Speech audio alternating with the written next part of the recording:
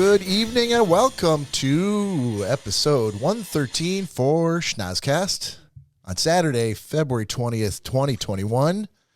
This is Bob. Let me go around the room and introduce my podcast chums. To my left, Nicholas Bader.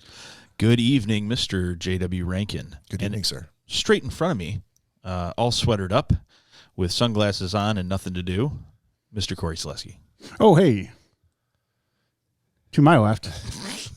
So I'm trying to do some last minute fixing. You don't say. That's always the case. You don't say. Oh, the names are all jacked up. Oh, well. I bet you're Frank. Am I Bill? Yeah.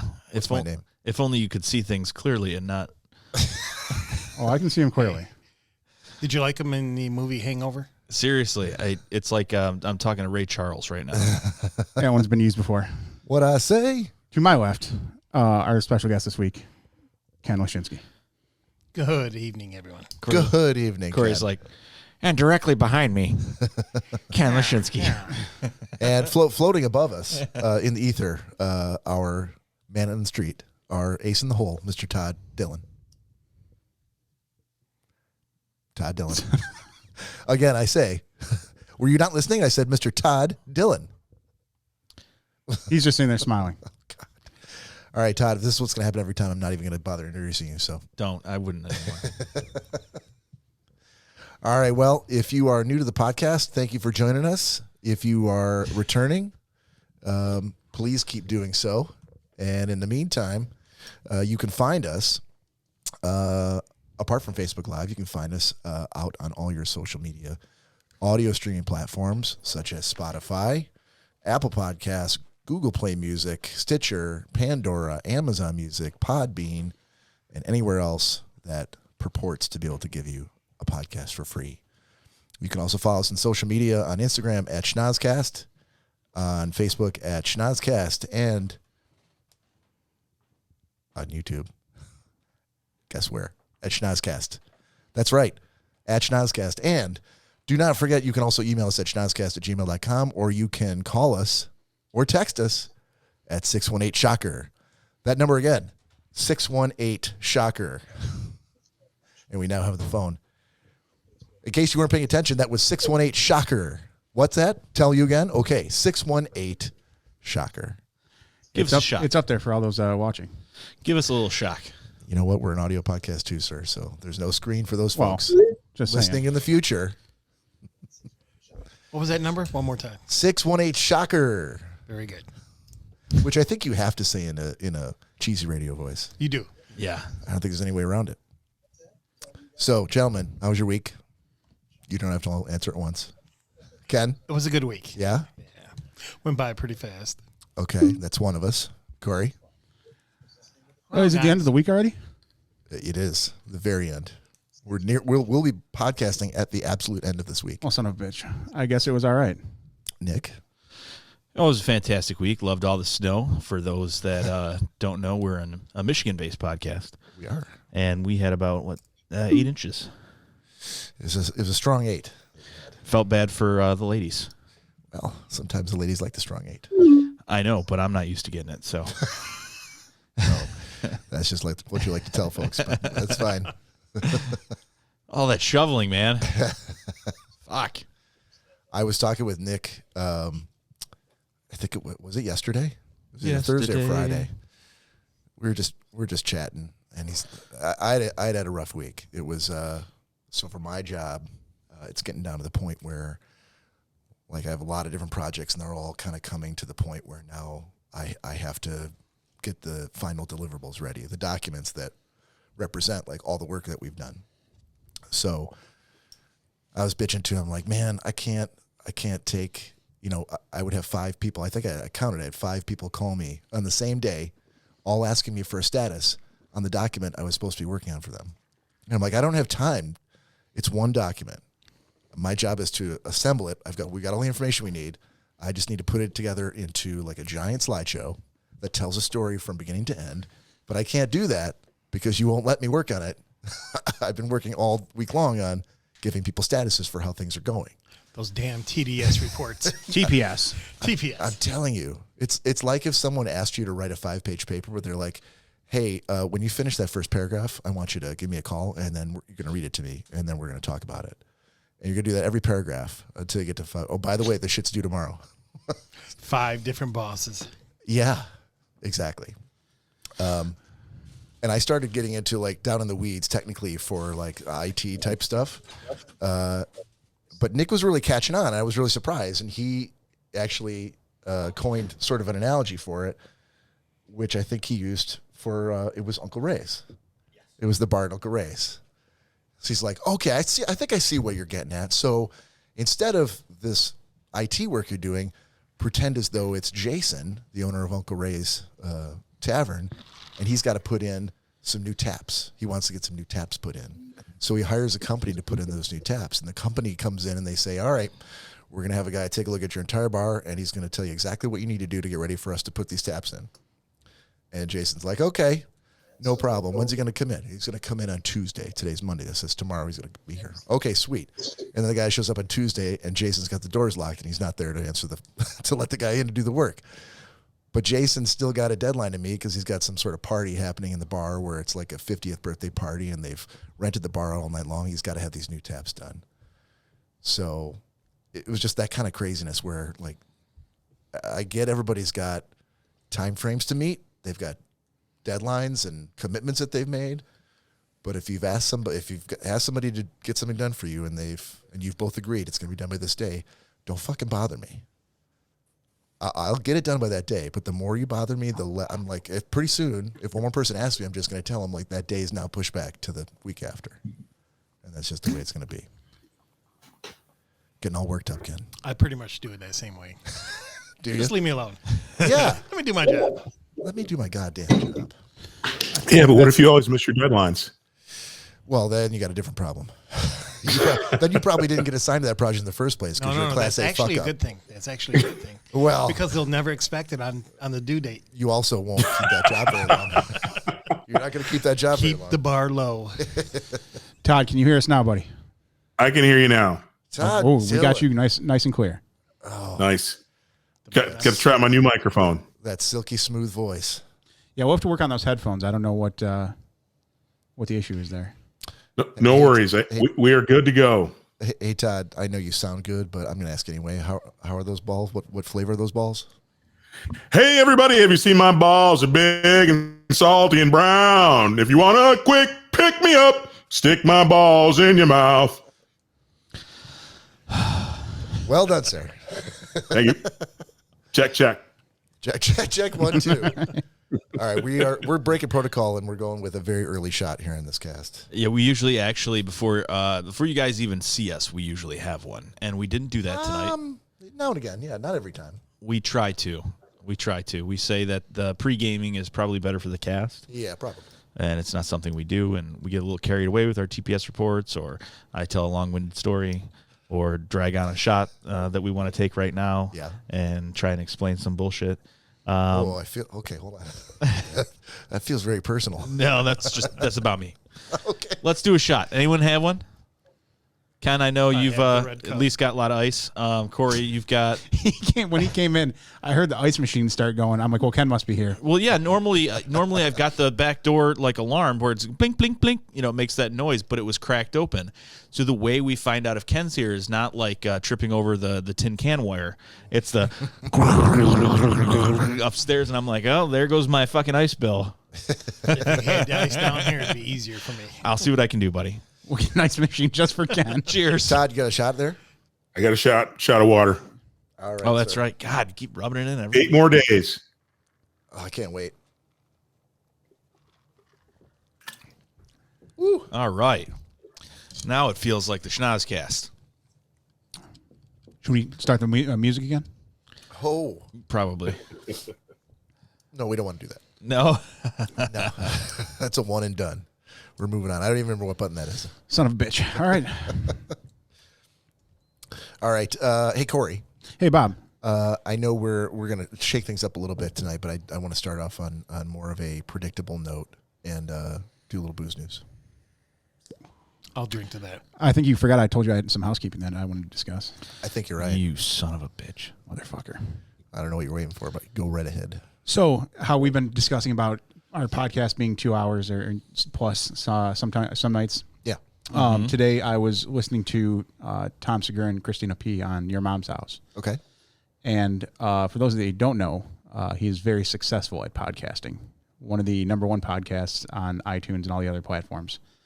Him and Christina will always go over 2 hours. Okay. So, looking at that, I think we should be technically okay. I know we're not on Segura's level yet. Yeah. We're working on that. But I think the 2 hour mark is a good limit to keep. Yeah, it's not an apples to apples comparison, though. I mean, as long as we all understand, isn't it? They didn't start out where we started out. They started out at the top, and then you could kind of do what you want. I see what you're saying, and I'm not disagreeing with you. But no, I just want to throw out because I thought it was kind of interesting that we were going back and forth about that and discussing, and like him at the Two Bears One Cave is always like 1 hour, right? But all him and Christina, they're all 2 hours or plus. I think that we haven't had anybody complain about the length of the podcast. You definitely don't want to turn it into the Schnozzcast. Oh, it's been that before. Yeah, it's that has nothing to do with there. the length of the podcast. That is more content related. But yeah, I mean, if it ever got to the point where like an overwhelming number of people were like too long, I would listen. But if it was only shorter, then you'd have to take that into consideration. But until that time, which you're not used to hearing, if it was only shorter. Nick Bader, ladies and gentlemen, here all night. Tip your waitresses. All right, sir. And now it's time for booze news. Mr. Nicholas Bader has informed me that he's got a story here I do. that it's worth sharing.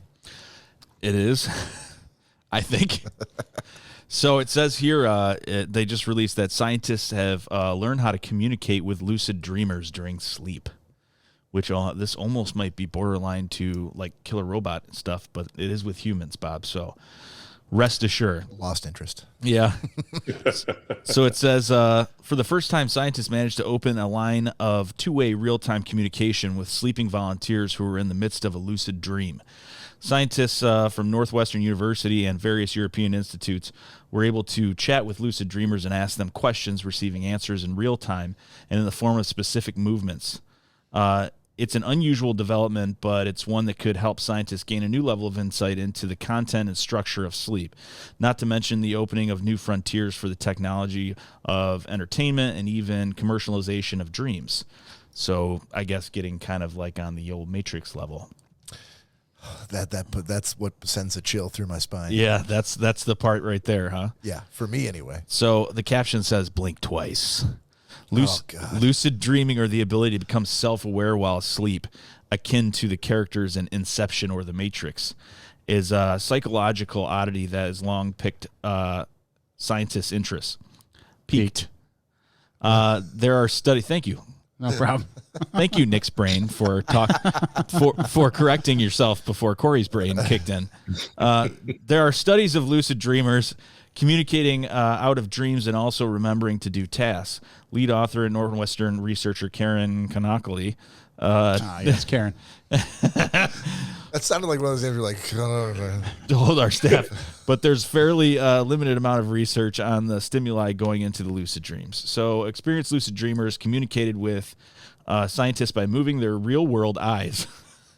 That's what kind of freaks me out. Not their dream eyes. They're real-world eyes. Yeah, I don't understand the difference between. What are they trying to? They're trying to find out if, while in a dream state, they can actively communicate with someone, like figure out problems. It's almost like teaching a monkey sign language. You know, like are they just making movements, or do they actually? Is there cognitive thought? You know, do they know what's going on? Okay. To move their real world eyes left and right, responding to questions, even math problems in real time, according to research published on Thursdays in the Journal of Current Biology. It goes on and on and on, so I will save you guys, much like I usually do. But I think that's pretty amazing. To to like sit in a lab and ask a bunch of questions while someone's hooked up to this machine, Matrix-like, and say, hey, so I know that they have like lucid dreaming masks that you can buy. Have you seen those before? I have not. Okay, so He already has one too many masks that he wears to bed at night. I need less masks, not more. fan boat going by every time he goes to bed. Yeah. So science has shown that when you are in the deep level of dream sleep, you hit REM for that rapid eye movement, and your eyes flutter. The lids of your eyes will flutter. So this mask has sensors over the eyes, and once it notices that REM, it starts flashing a very dim red light that pierces your eyelid, doesn't cause you to wake up, but basically inserts itself into your dream. So you'll be somewhere, and all of a sudden, and all of a sudden the lights and everything will just start, and you go, this is crazy. I'm at my mom's house, but it looks like my dad's house, and my dog is walking around on two legs talking to me. Why are all the lights flashing red? So I guess the mindset is that you're going to train yourself to, when you start seeing actual reality or your version of reality, where there's some bright red lights flashing everywhere, that you say, holy shit, I'm dreaming. Now I can do whatever I want. So I don't know that I've ever been more confused. Todd Dillon, ladies and gentlemen.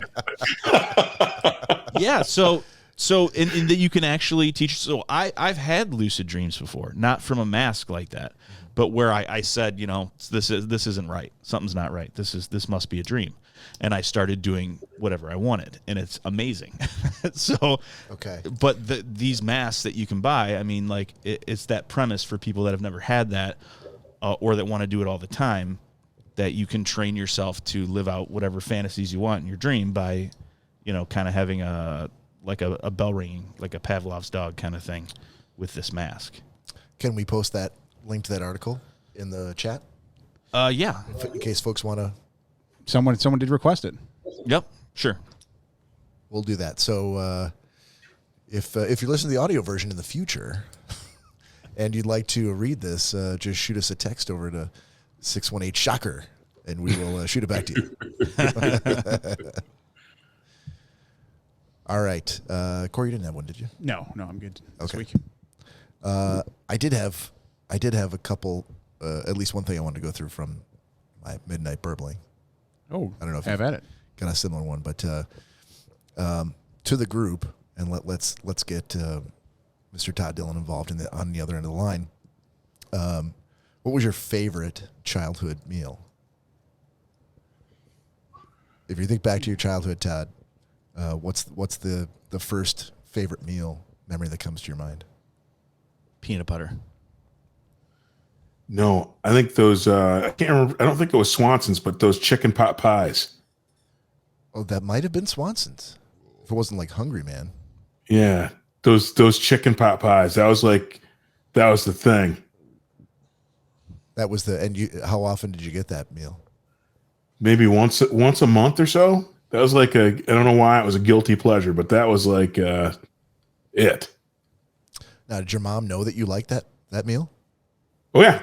Yeah. Okay, so she knew it was something that you really look forward to. Yep. Okay. Was it ever used as leverage to get you to do what you wanted? Exactly. His room was clean. Who wants wise beyond her years? Yeah. She knew what she was doing. All right, what about you, Ken? Does pizza on Friday count? Sure. Okay. So you got it every Friday when you were a kid? Like every other Friday. Every other Friday. Yeah. Now, was this school pizza? No. Okay. Shout out to Norbin's over in Southwest Detroit.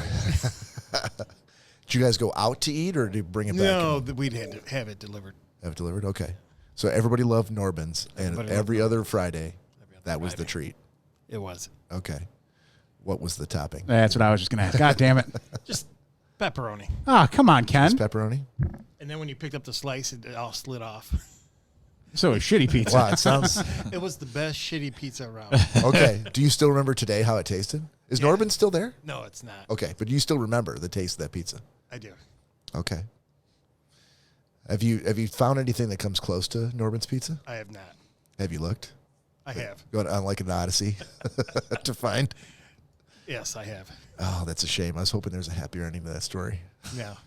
But you got it every Friday. I mean, Todd's only getting chicken pot pies once a month. Exactly. And now I know. all the money in the world. Doesn't even buy himself a chicken pot pie. However, Todd can get that same pot pie today. In fact, he could fill a whole deep freezer with them. Right? They still make those today. Actually now. So every now and again, maybe twice a year, my guilty pleasure as an adult is Marie Callender's has a nice chicken pot pie. Oh, he stepped it up. Okay. Marie Callender. Oh my God. The next level Swanson Plus. Pretty much. That's a good follow-up question, though, Ken. As an adult now, Ken, what's your favorite? It's still pizza. Just not whose pizza is it? No preference. No, any pizza. Yes. All right. See, that's different though. I'd say my thing today though, Bob, is wings. You know that. Oh yeah. I like a good wing. Every single time he comes into town, that's what he wants, and it's generally got to be B-dubs. Wangs. Well, mainly because there's not a ton of wing places, or there weren't that I know about in Detroit when I left. Right.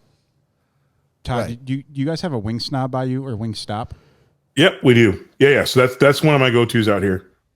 Plus, I've been making my own wings. Well, I mean, that's always a good go-to, but in a pinch. In a pinch, Wingstop. Did we cover And Wing Dome out here as well. Wing Dome? Sounds right up your alley. Yeah. Did we cover sometime in the last couple of weeks your like homemade rub for wings?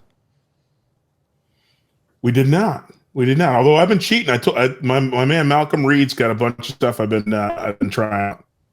I think that must have been what it was. I think you did reference him. Either it was for Pick a Week or something else.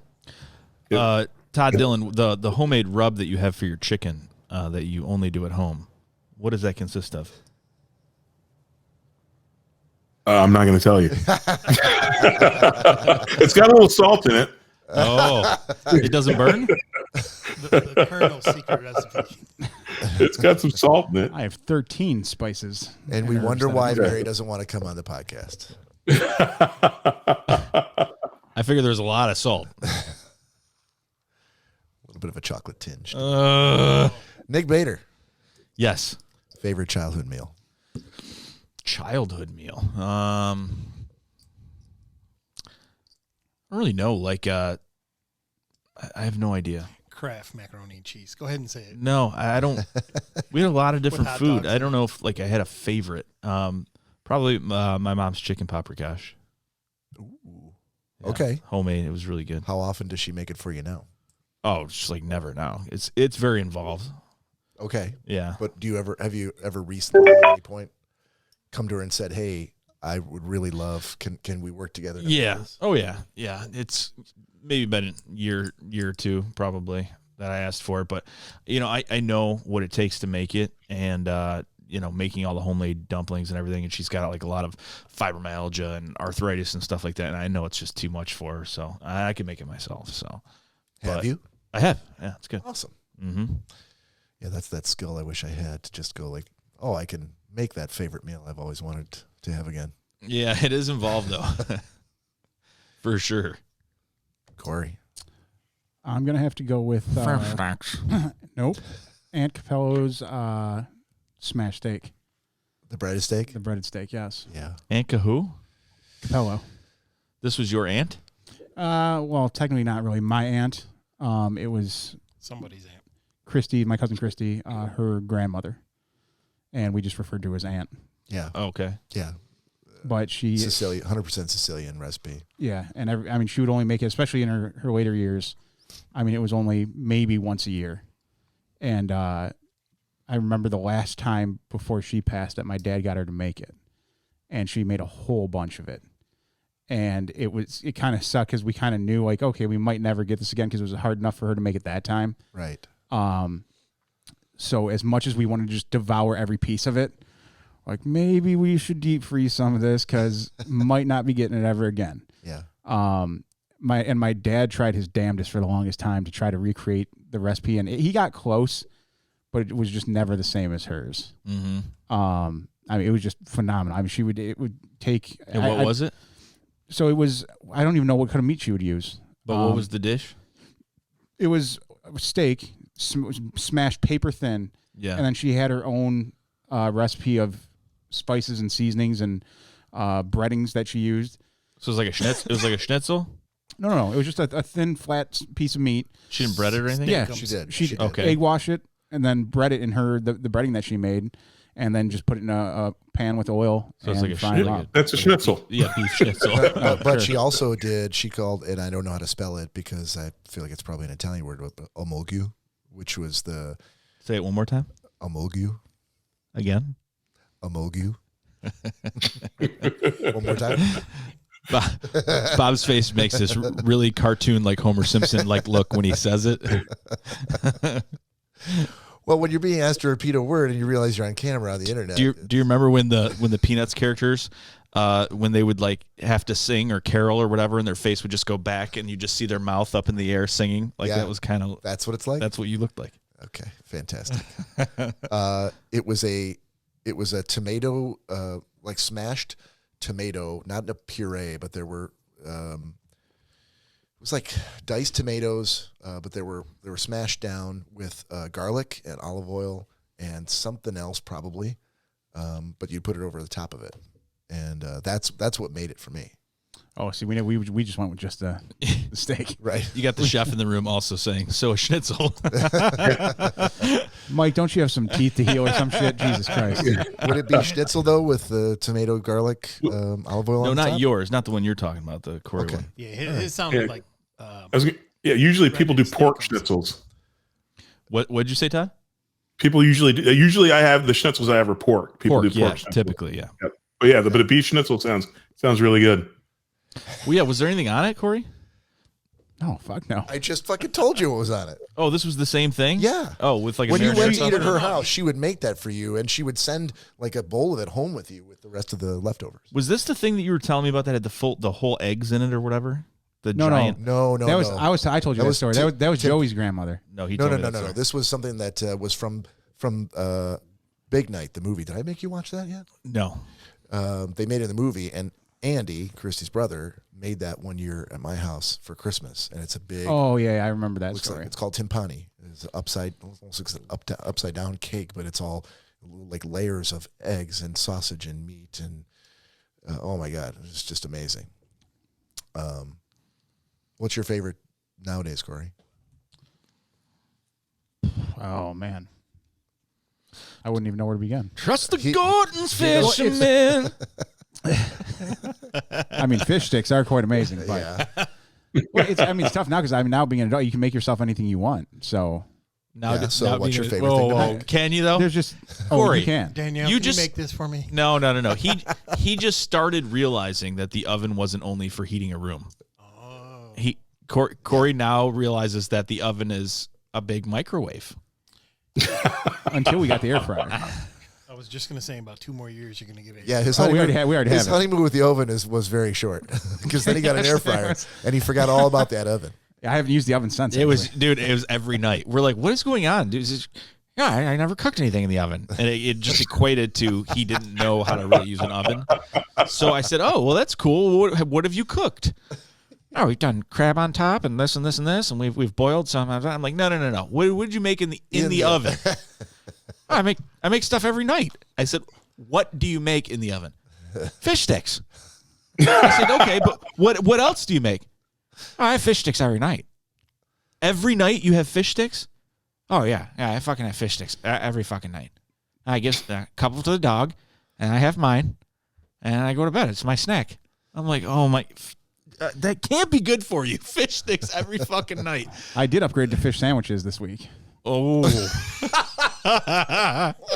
So instead of cutting them into sticks. Hold on, no, I want to hear what. Break it down. Fish sandwiches, go.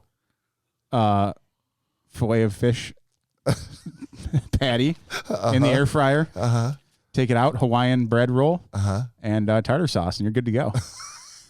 Do you remember that commercial? Give me back the filet fish. Give me that fish. Does that just go through your head like all the time while you're making No, it? but it will now. Where the Billy Bass is like talking off the wall. I'm gonna have to get a Billy Bass just for Oh my god. fish Sammys. I would hope that the next logical step would be for you to learn how to make your own fish sandwiches from scratch or fish sticks from scratch. Yeah, working on it. We'll see one of these days. I think you should buy a defibrillator and keep it very close, very close to the stove. Yeah. You should have AEDs all through your house. It's an air fryer. It's good for you. Weren't you talking about blanching a couple weeks ago? Probably. They blanch it before, so he thinks it's like, oh, I put it in the air fryer, everything's fine. Oh yeah, no. When in reality, they blanched it before they even put it in the box. Yes. And it's already been fried. It's already been fried. Yeah, you're not gonna that breading and everything's not gonna just stick. Yeah, it's all right. They flash fry. Yeah, and then they take it back out to where you can. Yeah, flash frying is not as bad as deep frying. So there you go. It's you're just putting the oil. One tastes better though. You're not putting it in as True, long. Todd. Very true. I guess I'll close it. I had for me it was veal parmesan. We every now and again we would go out to eat, and I'm like, do they have veal parmesan on the menu? That's what I wanted, and I don't think I've had it since Murderous in my family. teens. So Poor little calves. that was the 70s. 70s days nobody cared.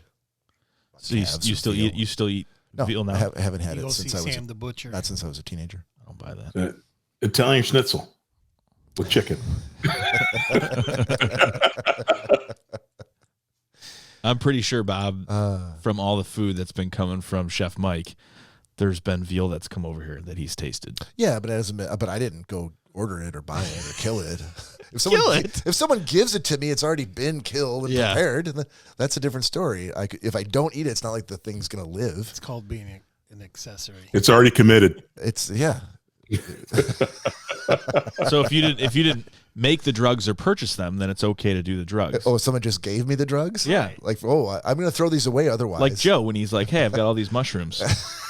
Recycle. That would be fine. Well, first of all, I would never take a bag of mushrooms from Joe, but otherwise, What if they were portobello? I don't like mushrooms anyway. That's true. That must be a horrible experience for you. If doing you don't like mushrooms at all. Period. Yeah, but if they're psilocybin, then it's a different story. You're getting something out of it. There's something at the end of it for you. I guess that's true. I guess that is true. You're going on a journey that doesn't just start and end with a shitty taste of mushrooms in your mouth. Yeah. So there's that. Walk through the forest with no shoes. Yeah. I would say today, we went out to, I forgot to mention this. So I was gonna go get dinner for Lori and her son last night. So I said, hey, there's a Zoop restaurant right next to you. Love Zoop. Hadn't had it in a while. What do you think? Yeah, because they don't exist anymore, do They they? do. I was going There's to ask, one are out. they still open? Yeah, they're all over the place. Are they though? They absolutely are. There's They one in used to be. Southfield. There's one in They there's used one to in be. Novi. There's one in Canton. Yeah, absolutely. So we're gonna go to the one in Northville, and at the end of the day, I said, "Oh, hey, did you guys have a chance to look at the menu yet?" She's like, no, I didn't." I'm like, "Okay, cool, I'll wait." And she's like, "Man," because she's got like dairy allergies and also can't eat chicken or turkey, and her son has a bit of a specific taste for food. So there wasn't really a whole lot on the menu that they were liking. So I said, all right, well, there's a Bahama Breeze right over there. Todd, you know the one I'm talking about. I do. By the old EMC office. So I'm like, why don't you just look at that menu? I'll wait here. We'll figure it out. I'll put the order in and it'll be fine. So ordered from there, and I'm like, oh, Bahama Breeze, which I also hadn't been to probably since I was there with you, Todd, years and years ago. But they have paella.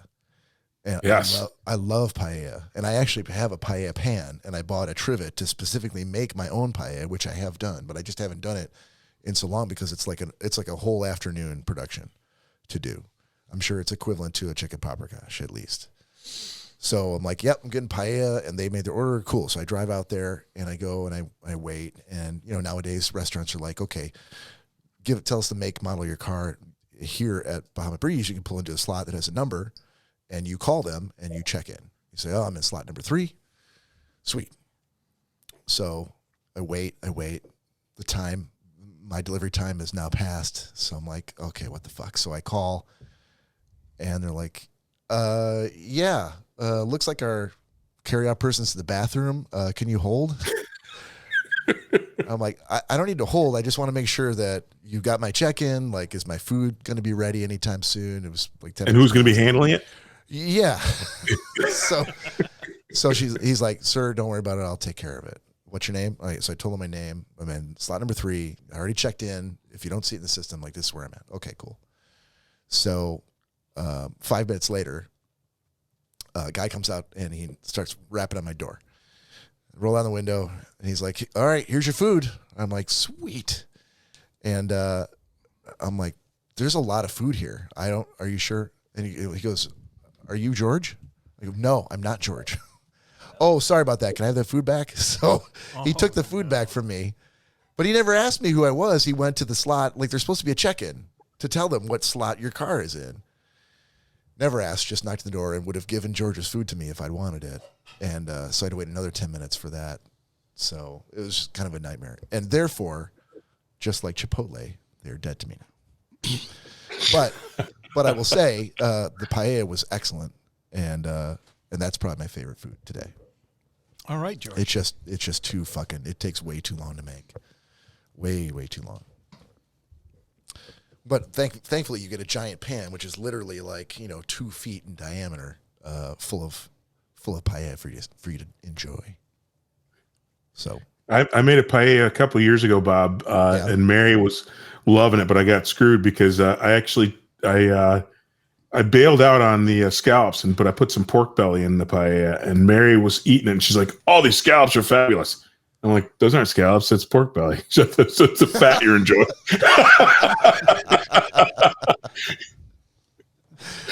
Are you gonna eat your fat? It was very good.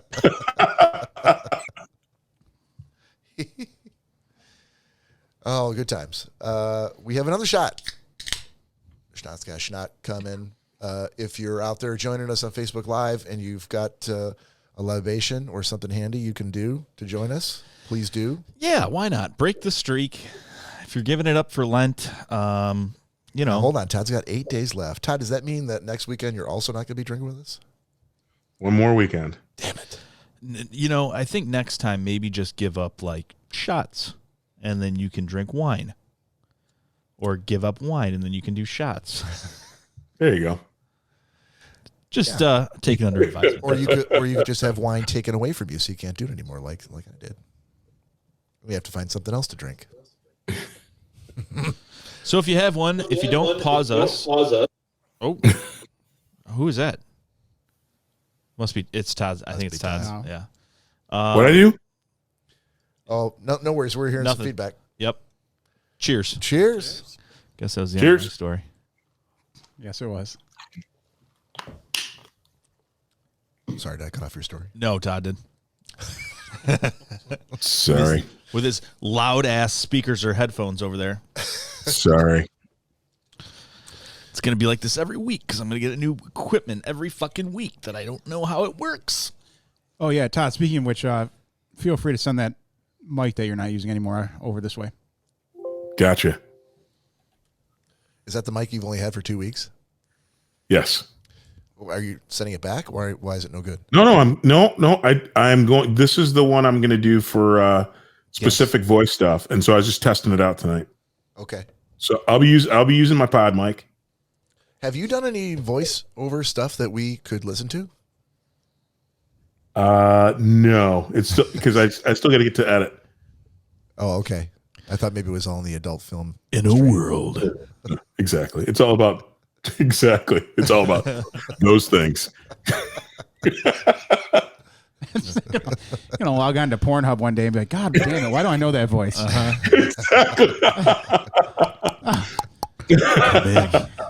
can't watch my favorites anymore because Todd's voice is in the background.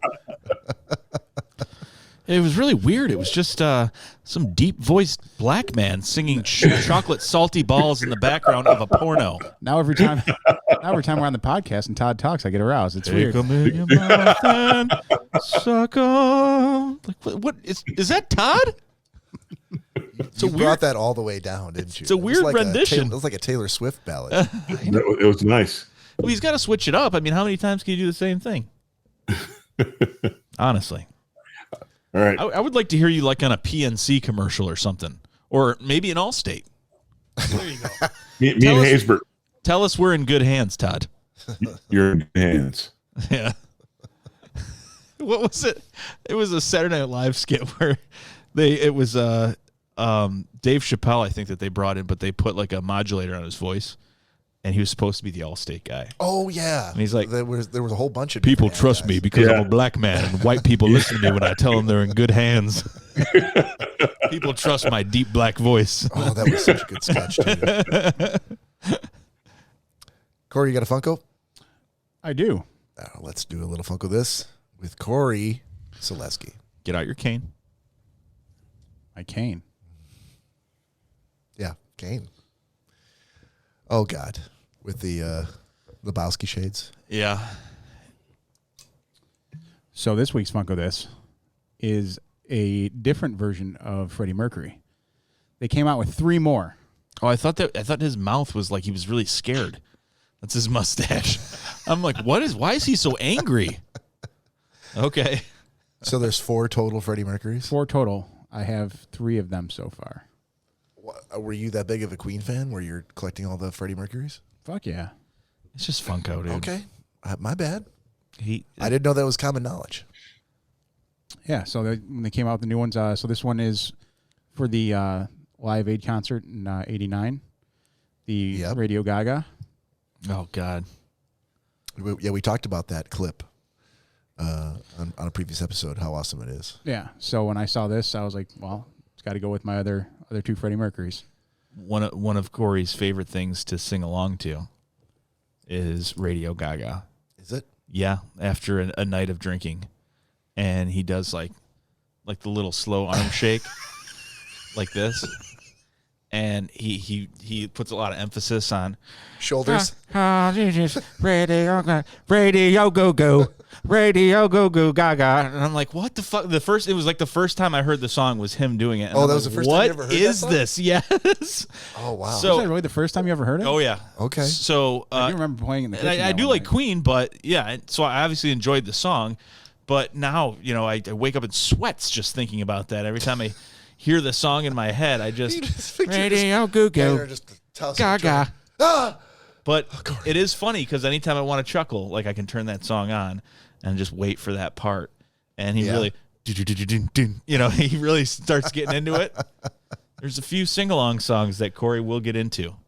Some we will not say because I'll tell you the same thing I saw at the last Freddie Mercury Funko, which is they still it can't be that hard to get the teeth right.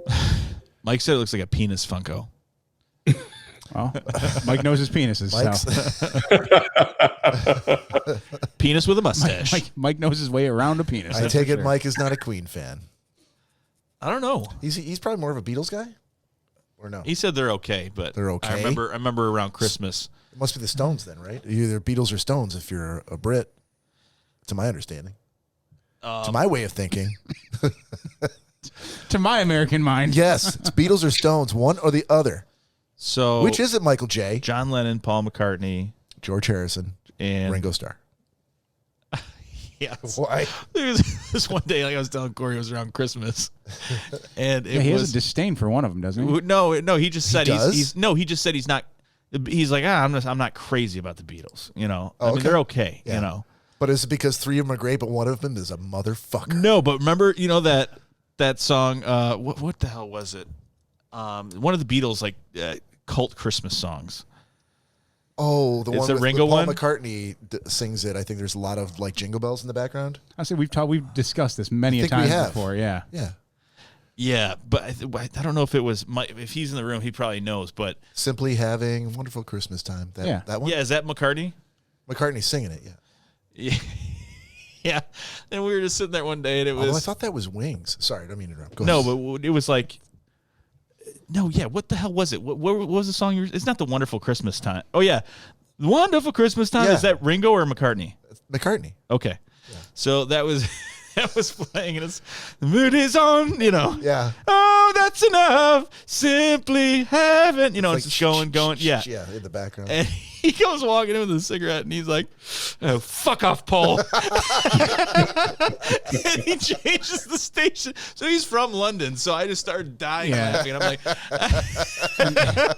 and apparently none of those bands suit Mike's fancy. Oh, dude. Stones, Beatles. Because he said you guys are gonna have a falling out. So, who is it then? I don't know. Mike, who's tell left? us who is your band? If he of says choice? Oasis, he is dead to me. I don't. And Mike's too old to know who Oasis is. No, I don't think so. Yeah, he is. I mean, they weren't big when he was young. He said he went to several Nugent concerts. That's for sure. Nugent. So. But Nugent that's still like 70s, 80s, right? Like Zeppelin? Nugent wasn't really. He plays a lot of classic rock. Pink Floyd, He's got to stuff tell like us that. the British. So that's the question to Michael J in the chat room. British rock. Who's his top 3? That's all we want to know. We'll give him some. He time. could also text us at 618 Shocker if he wants to get that out there Shocker. very quickly. He'd probably just text me. Yeah, possibly. Why is he not answering the phone? I can see him.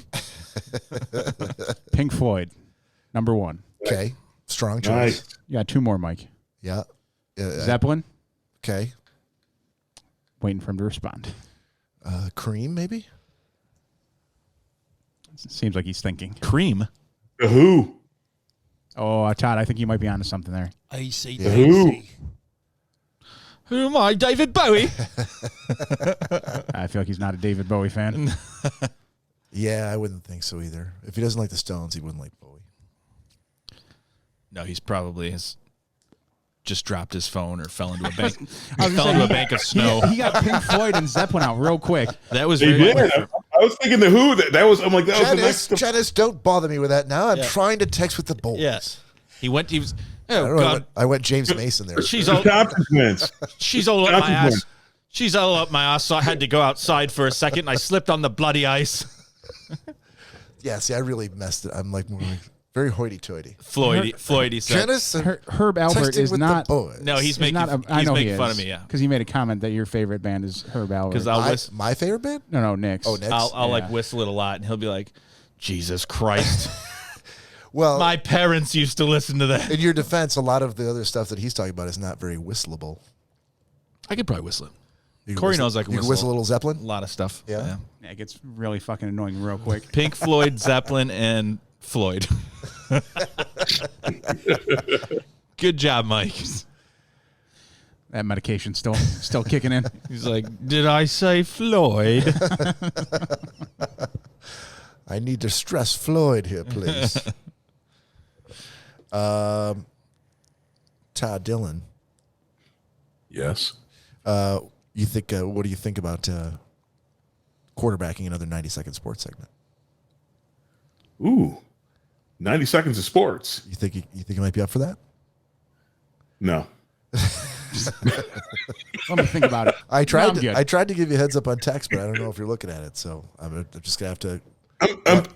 You have my divided attention. I know. I tried. So there's just nothing Is for there it. is football's over? Is there even any sports going on? No, Dude. Todd, there really isn't. UFC. There was a ton of basketball on today. There was soccer this morning. There were 2 hockey games on at 1 p.m. I mean, you could say no. We could just move on.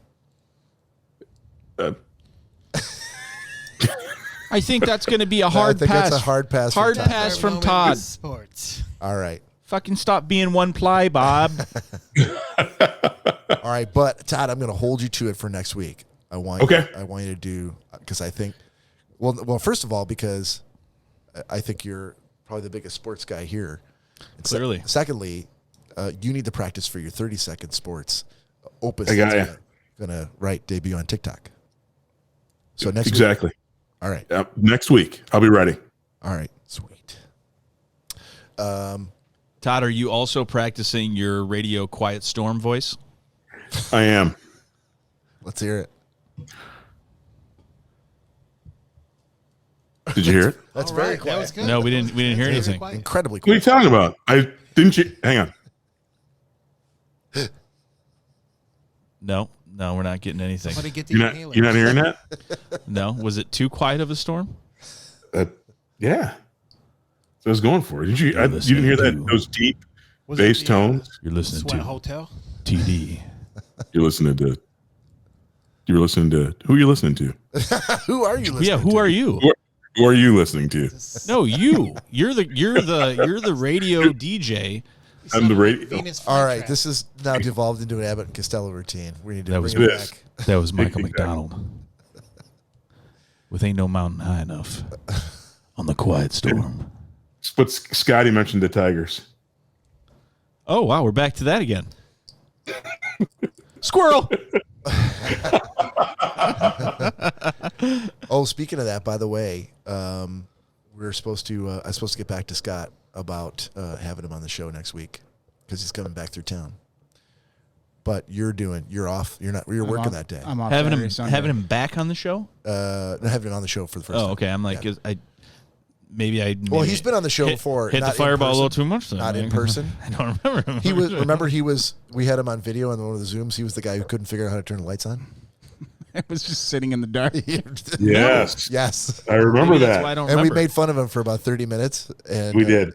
He didn't respond at all. He just sit there with like one little bulb, like shining like. He looked like a hairs. ghoul. Are you sure we were there, or was Yeah, this then something We were all you there. and your his- frat buddies did? His son That was on finally Zoom came in session. and showed him how to turn on the light and the audio so we could hear him. Yeah, and then These little switches are for lights. A man who needs Alexa. It makes So- the sun come out. So the question is, for that week, do you guys maybe want to do? Because he's probably not going to make it through too often. I think it would really make his day. Can we think about? And we don't have to decide right this second, Maybe but we'll see. think about doing a late start after you get off work that day. That's my. I've done it before. I'm not opposed to it. You know that. Yeah. Okay. I know Todd's good for it because that's Still early for me. right. This is a good person that you're inviting to my home. Yeah. Not really. We're going to take care of the lights. Scotty, all Scotty has to do is talk. Okay. Should there be a darkened area of the room that he can sit in? Make him feel like home. We can do that. We could put like a cone of silence around him. So like Okay. the investigative stories where the person's just kind of a black silhouette. So happy that you guys let me be here. That can be arranged for sure. It'll just say Scott in quotations underneath him. Will it be like the Alfred Hitchcock symbol? Ooh, we could do that. These guys don't understand what you're talking Oh, come on. Dun, dun, dun, dun, dun, dun, dun, dun. about. Wow. I stand corrected. Good evening. I stand corrected. It's you You're should. half right. Yeah, he doesn't have. Oh, I can't I see know his who Alfred eyes. Hitchcock anyway. is. Yeah, I just looked it up on my watch. All right. Real quick, let's do a top 5 before we take a break here, Ken. So, Ken, you're going to pick as the special guest. Alrighty. This segment is we're literally, or sorry, no, that's not. We're not going to do top 5. This is going to be the 100 questions. So you're going to pick a number between 1 and 100, and we're going to pull out a question for the group. I was hoping you were going to say rabbit out of the hat. That would have been. I was hoping for a phenomenal. penis. We were going to pull out a penis. Dirty, We haven't gotten to that point on the podcast Dirty-minded yet. fucks. Is that why you shaved? Just A wait till I rabbit start penis? drinking again, Nick. Ken, number from 1 to 100. 52. 52. That's not from shaving either. That's friction burn. Huh. Interesting. All right. Ken, you would pick your age. Ken, I'm going to put you on the spot because you picked the number. The question is, how often do you buy clothes? Now, you could choose not to answer because you're the guest. Every 4 months. Real? Okay, that was pretty quick with that Yeah, answer. about every- That's pretty methodical. Yeah, Seasonal. Jesus. that's fair. Okay. Honey? Yeah. Ken, dear? Yes, Mom. I think it's time to buy some new clothes. We're on 3 months and 29 days. Oh, no. Oh, no. You know what tomorrow is, Mom. It's new clothes day. I thought for a second we were going to kind of go back and forth on this. You know, like, you want me to be the mom? Am I Ken? What is happening? You don't know. He lost you. Oh, yeah. Yeah. He left me behind. That's fine. We'll get there, buddy. That's fine. That's We'll- fair. We'll do a Nick and Bob's Mystery Theater you pretty keep doing soon. your old. I get it. So much for Cliff Notes. Yeah. The abridgment. That's true. We haven't done. We only done it once. Mystery Schnozzcast Theater. I know. And Yeah, it we, was fucking fantastic. we lose a lot of people on those nights. Did we? I think so. I don't know. Well, the That doesn't. It's not going to stop me. The Schnozzcast Finn residence, we certainly did. Speaking of which, the Selesky family is pretty large, and I'm kind of upset that we don't see more of them in the podcast unless we have our famous guests on. Has the invitation been extended to them? No, I mean like actually coming in the room. You know, we used to, kind of Yeah. ask my questions. I ask my questions. Do you miss that? Mm. Yes. Let's kind of stop right there. Cory, what about you? How often are you buying clothes? I feel like everybody's we just can gonna. tell. I feel like everybody's gonna follow Ken's lead. Just go every 4 months. No, I mean, I don't really have never gone out and been like, oh, I need, like, bought several items of clothing at once. Like, it's usually like, oh, I need a pair of shorts, so I get a pair of shorts. Or you have a friend buy you a $300 garment. Hey, he was the one that did it. That was a gift. Yes. I would expect you to be in a gold suit for $300. This basically is. That is that is the slacker equvalent of It honestly, I got up close to it today when we were at the Hispanic restaurant. Yes. And Eating the it's burritos. it's almost as if it's had 10 years of use already. Oh, for sure. You can tell. 100%. I almost feel like maybe like We're not talking about smell necessarily. We're just talking about wear and tear. yeah, I feel like it's been used way more than it should have already. You buy a sweater that you love. Uh-huh. Most people generally will wear it like once a week. Yeah, it's in the rotation. We're talking about this sweater is like once every other day minimum. I mean, this sweater is the equivalent of like a favorite pair of shoes. Yes. Like absolutely. if you had two pairs of shoes and there were like some utilitarian shoes and some everyday shoes, these were your everyday shoes. So these are not shoes that you wear once a week like you would a shirt. They're like LeBron's playoff shoes. You lost me. Todd, you know what I'm talking about. No, you lost me. But yeah, he's not LeBron James basketball, ringing bells. Heard of him. He's not wearing this as a shirt that you have in your normal rotation. It's almost like a coat. Like your winter coat. Like, oh, it's the winter time. I wear the winter coat every time I leave the house. Yeah. So it needs to hold up. And I mean, they are made for that. They absolutely are. And the brand was, again, Pendleton. They are made for that. But are they made to have a handler like Cory Selesky, who everything on hot water, bleach? No, this only goes to the dry cleaner. That's probably the smartest move you could make. Yeah. So it's never been to the dry cleaner. It has once. Danielle, can you take it? Dry cleaner is you're going out to the corner store to get yourself a bag of Funyuns. Mushrooms. You drop it Exactly. off. You drop it off at the dry cleaner. It's the same trip. Done. But with just imagine like all the cigar, incense, cigarette, vape, chew spit, Air fry. chew spit, First and foremost, I will never wear this chew spit, smoking a cigar. chew spit. Is that true? Have you never? Never. Okay. That's another wise. And I don't smoke all those cigarettes. different times. Yeah. But I'm sure he's walked outside every now and then when we were out there, and so it's absorbing the scents and things like that. I'm going to give Cory every benefit of the doubt. I know here. you are. You got that look in your eyes where it's like the for Cory defense look. For the following reasons. Yeah. Number one, it's his favorite sweater. Your favorite thing, you tend to treat a little more with a little more kid gloves. Gingerly. Yeah. Number two, he knows that he's not going to get another one if something happens to that one.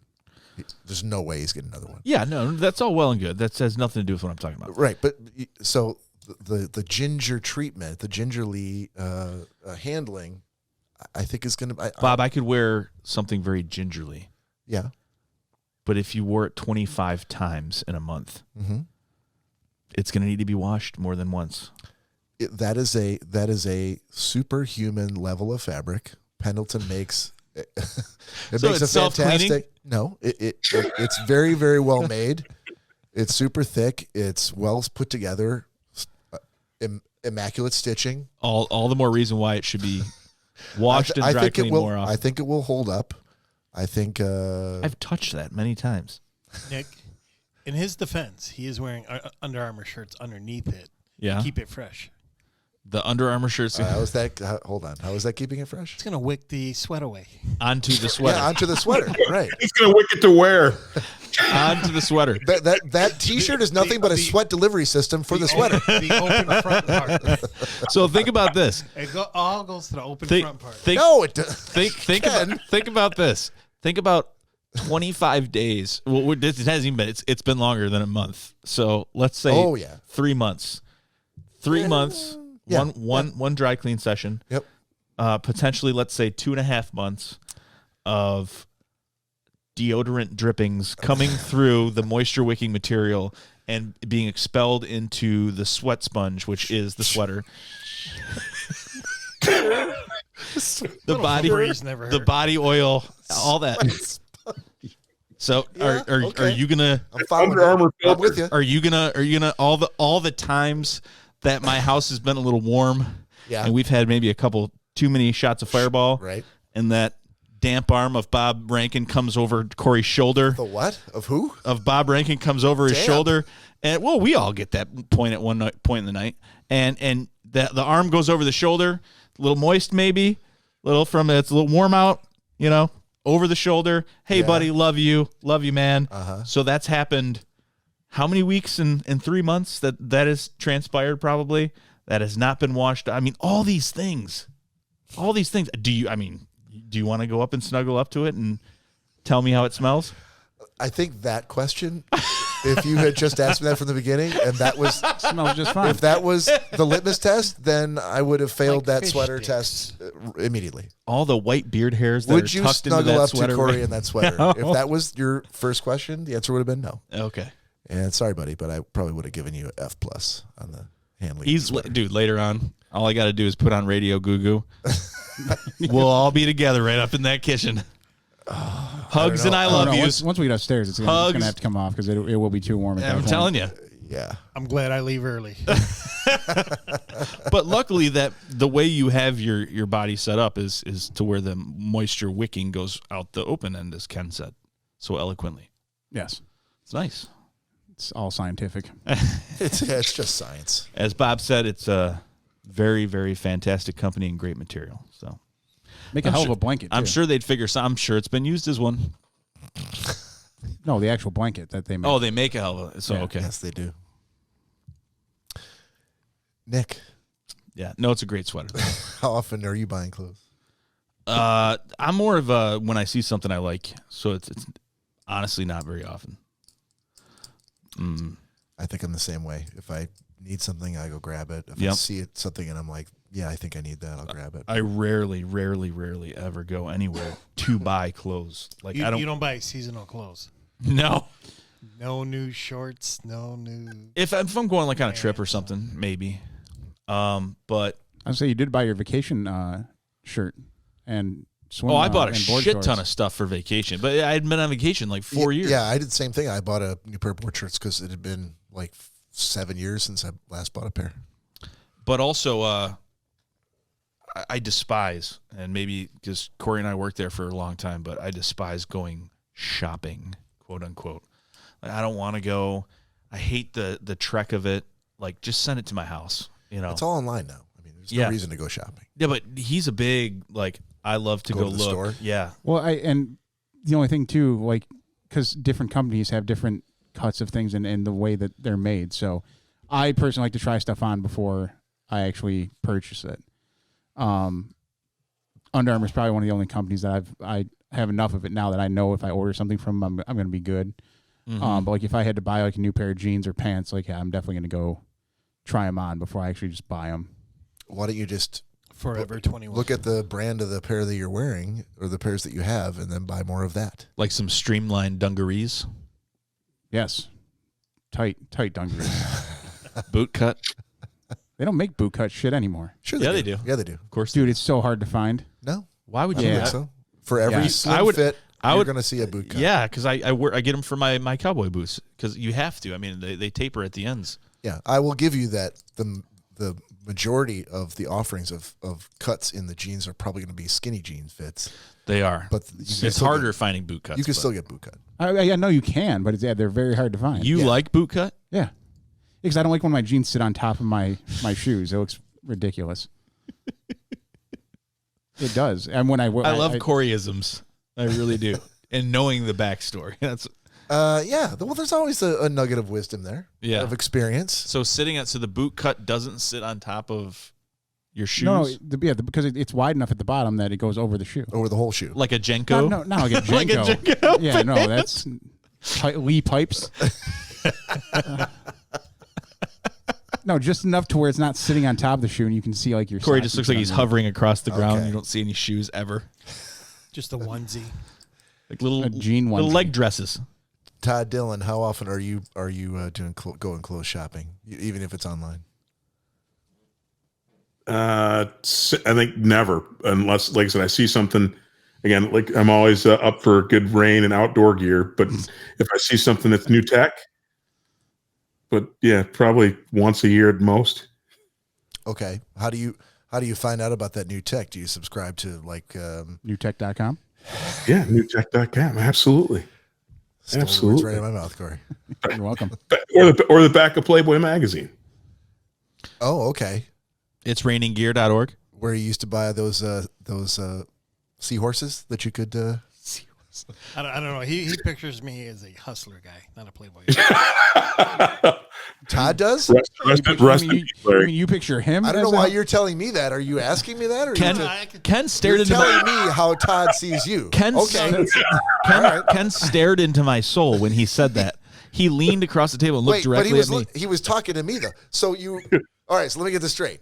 You were staring into Nick's soul while you were telling me how Todd sees you. Yes, got it. I got talent. He's got. That is true, sir. He's got what I like to. That is true. He's got what I like to call a Jimmy eye. Okay, let's not call it that. He looks at Bob and looks at me, and some kind of that crossed with a Kavorka, I think. Yeah, he's trying to give the Maloki to somebody. I didn't want to hold my phone up and be like. That's probably good because it's an audio podcast too. All right, we're going to take a quick break here. Todd, stick around, sir. About 50 minutes, we'll come back. In the meantime, you don't have to go anywhere. You can stick around and listen to a little bit of music and some friends giving us some free good words. And listen when we return. Thank you.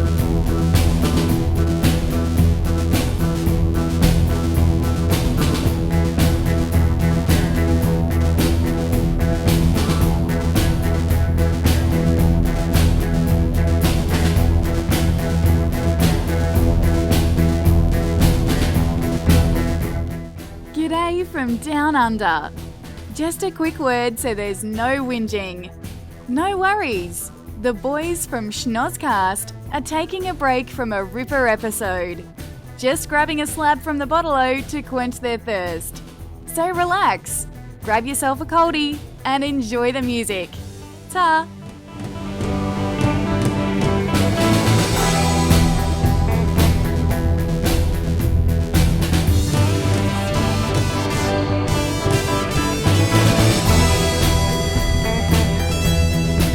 Second half of episode 113 for Schnozzcast. Thanks for sticking with us. We're going to kick it off the right way with a Schnozzcast shot.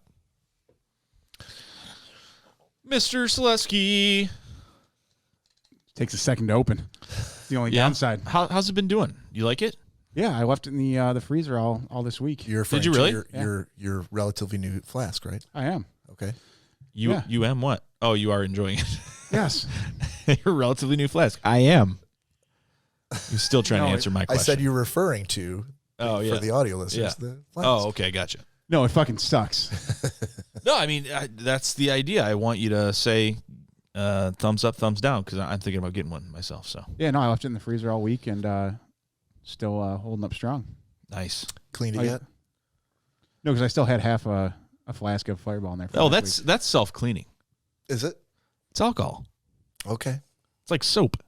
I mean, the goal tonight then I guess will be to finish the Fireball in here and clean it out. Yeah, if anybody, you know, and I both know. Okay. Once you clean a shot glass that's been filled with Fireball, there's a lot of sludge in the bottom of that shot glass. Yeah, if you let it go dry, but that's not gone dry. Yeah. I guess that's all you got to do then. Just keep refilling it. Keep it filled up. Yeah. Just like our margarita machine. It's got an agitator, self-cleaning. All right, here's to you.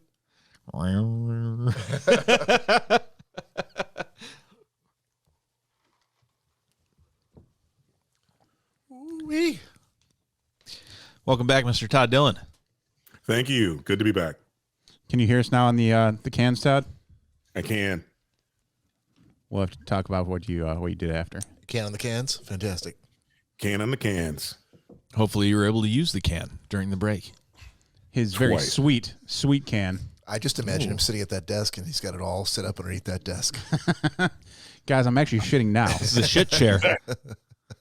The portable bidet. That's right. Bidet? Is that the That's the bidet that's the portable for the version. number 2? That's what they call it down in Louisiana. The bro day. The bro day. Not the man's ear. What would the man's ear equivalent be? Come on, Ken. Ah, damn it. All right, Cory, let's jump in a gentleman's agreement. Todd Dillon. Yes. You know I got to call on you first. How come I always have to go first? Because we've had nothing but good luck from you going first. And once that good luck So- runs out, then you go last. But until then, you're first. Yes. Got it. So you gave me Ted Lasso. I did not. I did.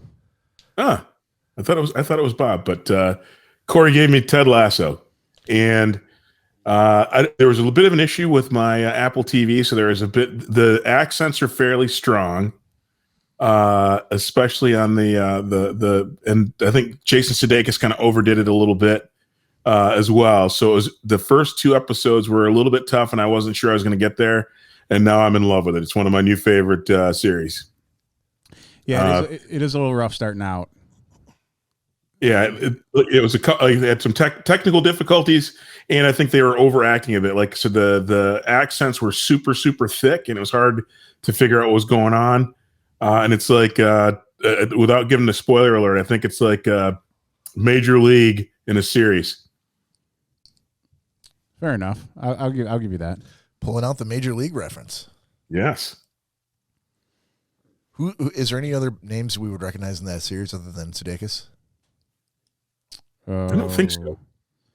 No, because there are a lot of actual British actors. So it's all set locally over in the UK. Yes. And he's the only American. Okay. Yeah. Well, him. Well, who's his? The coach? Yes. I don't know who that is. I've seen him, but he's not a big name. If I've seen him in something else, it's like one other thing. Jerry Van Dyke.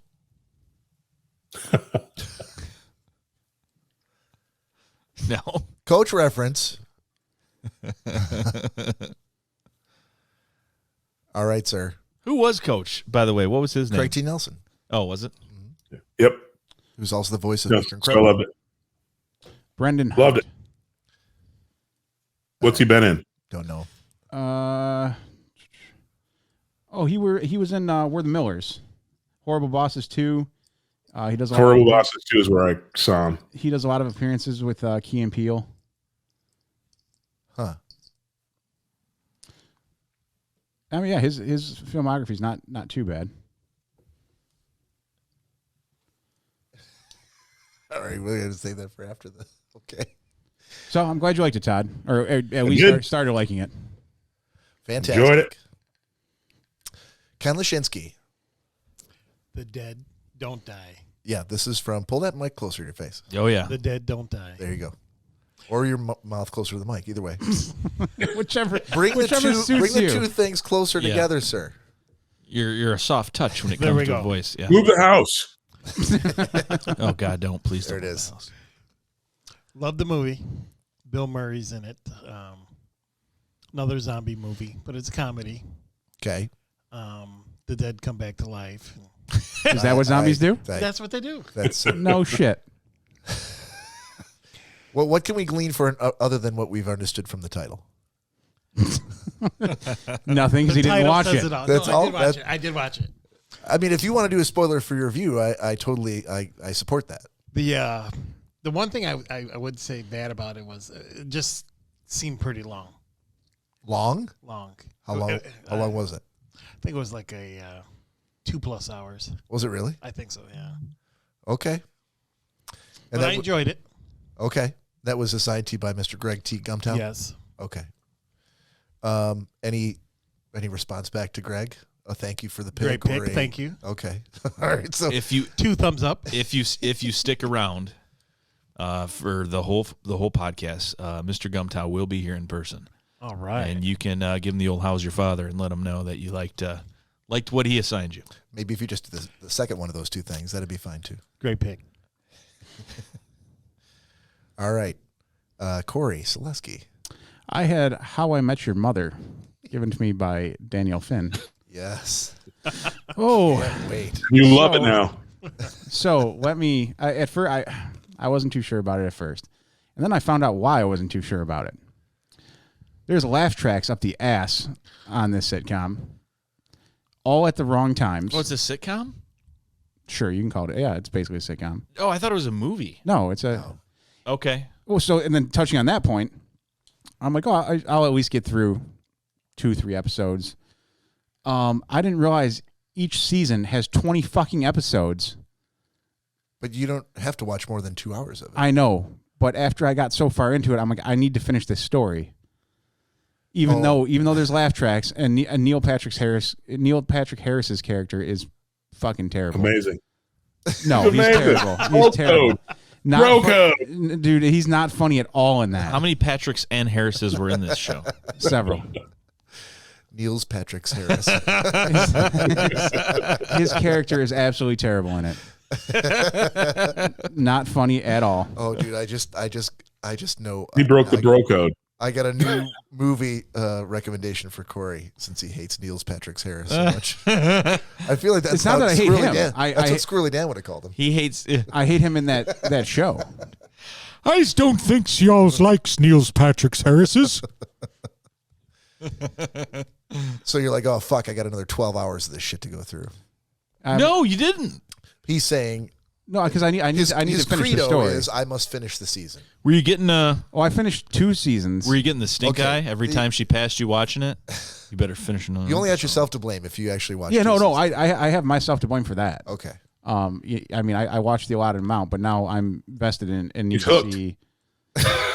Well, I don't know. Are you hooked or not? Yeah. I feel like you've watched 2 seasons and you still don't like it. He didn't feel I it don't. necessary to watch. Why did you watch? He But didn't he feel has it to, necessary. he needs to get to the back of the story, the end of the Exactly. story. He didn't feel it necessary to finish with Lost. I need to find out how he Yeah, I met the feel fucking mother. A little. Well, now you got to go through like 7 seasons. 9. Yes. They've hooked him.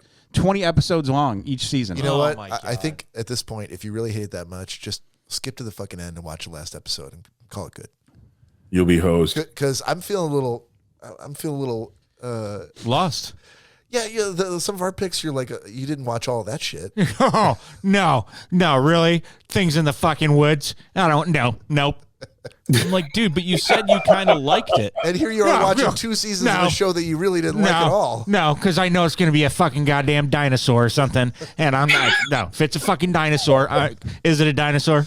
Is it a dinosaur? Because I'm fucking done. Like, no, it's not a fucking dinosaur. Watch it. I might get back to it. But with Danielle's pick, oh God, roll out the doogie carpet. Yeah. Let's How fucking much- watch a couple more episodes. how couple much- seasons. How much influence did she have over you watching 2 seasons? None. Uh-huh. 0? Yeah. He's hooked. I told you. He's hooked. Not gonna flog you with the Christmas lights. Who gave Is that you what she that said? pick? No, they're all down. That's Danielle. Danielle did. Okay. They're all down. Oh, wow. All right. Fantastic review, Cory. Yeah. Nick Bader. Not such a sunny positive review for me. I'm sorry. So I had No need to apologize. no, I am though. So Okay. I had what was the boxing movie? Raging Bull. Yeah, I had Raging Bull. I don't know. It didn't captivate me. I fell asleep a couple times. I tried watching it again a couple more times. The black and white. I mean, it was very, very long. It was a very long movie, by the way.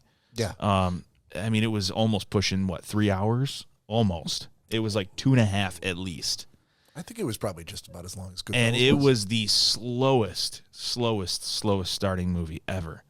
I mean, there was a lot of front-loaded, not really building bullshit story. Right. And it was too dry for me. You know, I really wanted to get on board with it. Because of what's his face, the main character, De Niro? Yeah, because of De Niro, and I'd never seen a young De Niro, and I thought it was cool. You know, like let me get behind this, but I just couldn't. I really couldn't, and it was too dry for me. Not to mention, I mean, it was. I'm not even going to say this because it would have nothing to do with it, because I liked what Cory assigned me when he gave me the hockey thing, and the wrestling, I mean, boxing is more of a sport. But that being said, it didn't leave, I wasn't soured by that or anything like that. It was hard for me to get behind. It really was. It didn't have to do with the black and white. It was just a slow, dry start. Right. And I didn't feel like it had a lot of, and I know it was based on a true story, right? Yeah, Jake LaMotta was an actual boxer that was based on his life and his career. Yeah, and I think that movie could have been done in an hour and 45 minutes as opposed to 2 hours and 40 minutes. Yeah. But yeah, it was difficult. It wasn't one of my favorites. So what you're saying is you prefer a fast, wet start. Sure. Okay, I mean, you said you did not like the slow, I understand. dry start. I understand the joke. I just checking. I mean, quote unquote, the joke, but no, yeah, it wasn't my favorite. Yeah, I took a shot. You're not always going to hit a home run, so I appreciate that you gave it a chance, though. And I'll always honestly tell you. Yep. All right, so I had Godfather of Harlem from Todd Dillon, and so I did watch the first 2 episodes. I plan on watching more, but I had to buy them, and I'm like, let me just pay for the first 2, and we'll see how this goes. And then I just didn't have any time to put into the rest of it. But I liked it a lot. There's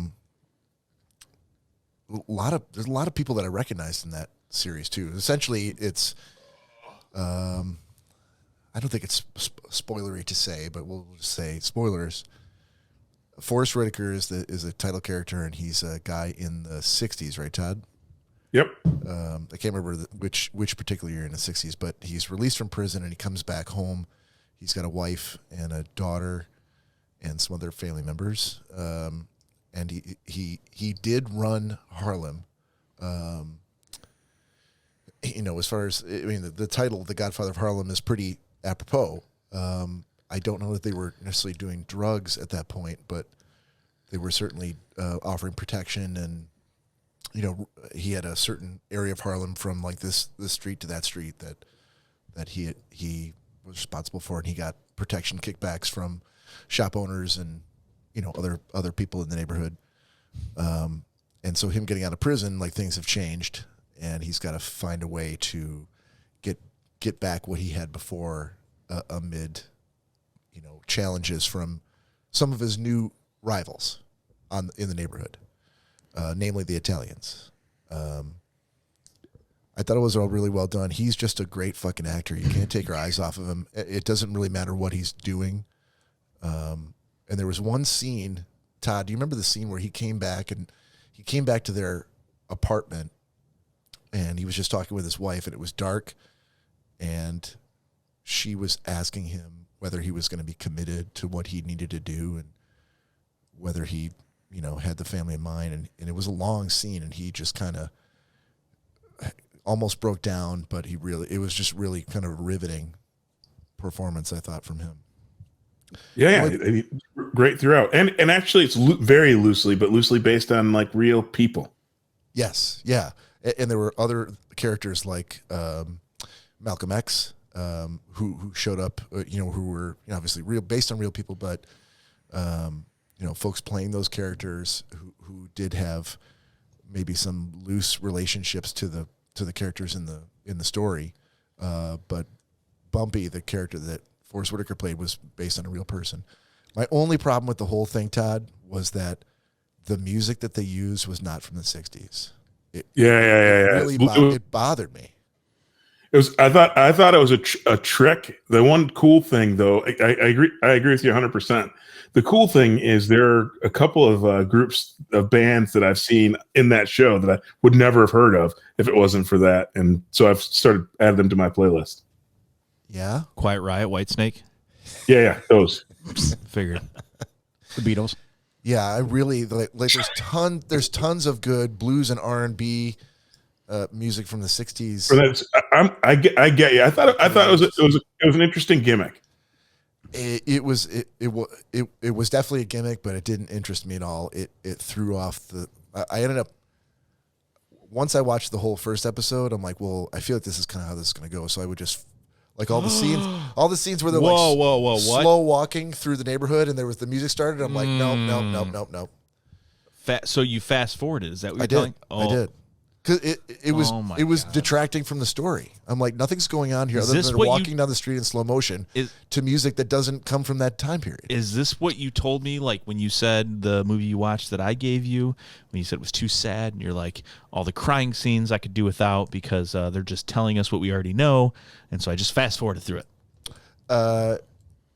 Yes, that is exactly what I was telling. I think we're learning how Bob watches his Gentleman's Agreement. I've seen a lot of movies. I've seen. I dare say I've seen way more movies than you have. And I know you what's dare coming. say. Of course you have. Yeah, he's a purist. I mean, he's something. But this is a side story. I didn't have to watch this, but it was while I was working this week. They are lucky to have you, sir. Hard at work. Lucky to Not have while you. I was working, but during the That's week. what you just said while you were working. No, you just said. Whatever. That's true. I wasn't doing it while I was working, but during the week, Yeah. I We trust happened the Bob 5 minutes ago, or this Bob? I had something on my Netflix list that I was watching. It's called Nocturnal Animals. Emissions. I had heard that it was good, and I watched it, and it was and I ended up watching the whole thing, which I now regret because it was a god awful piece of shit.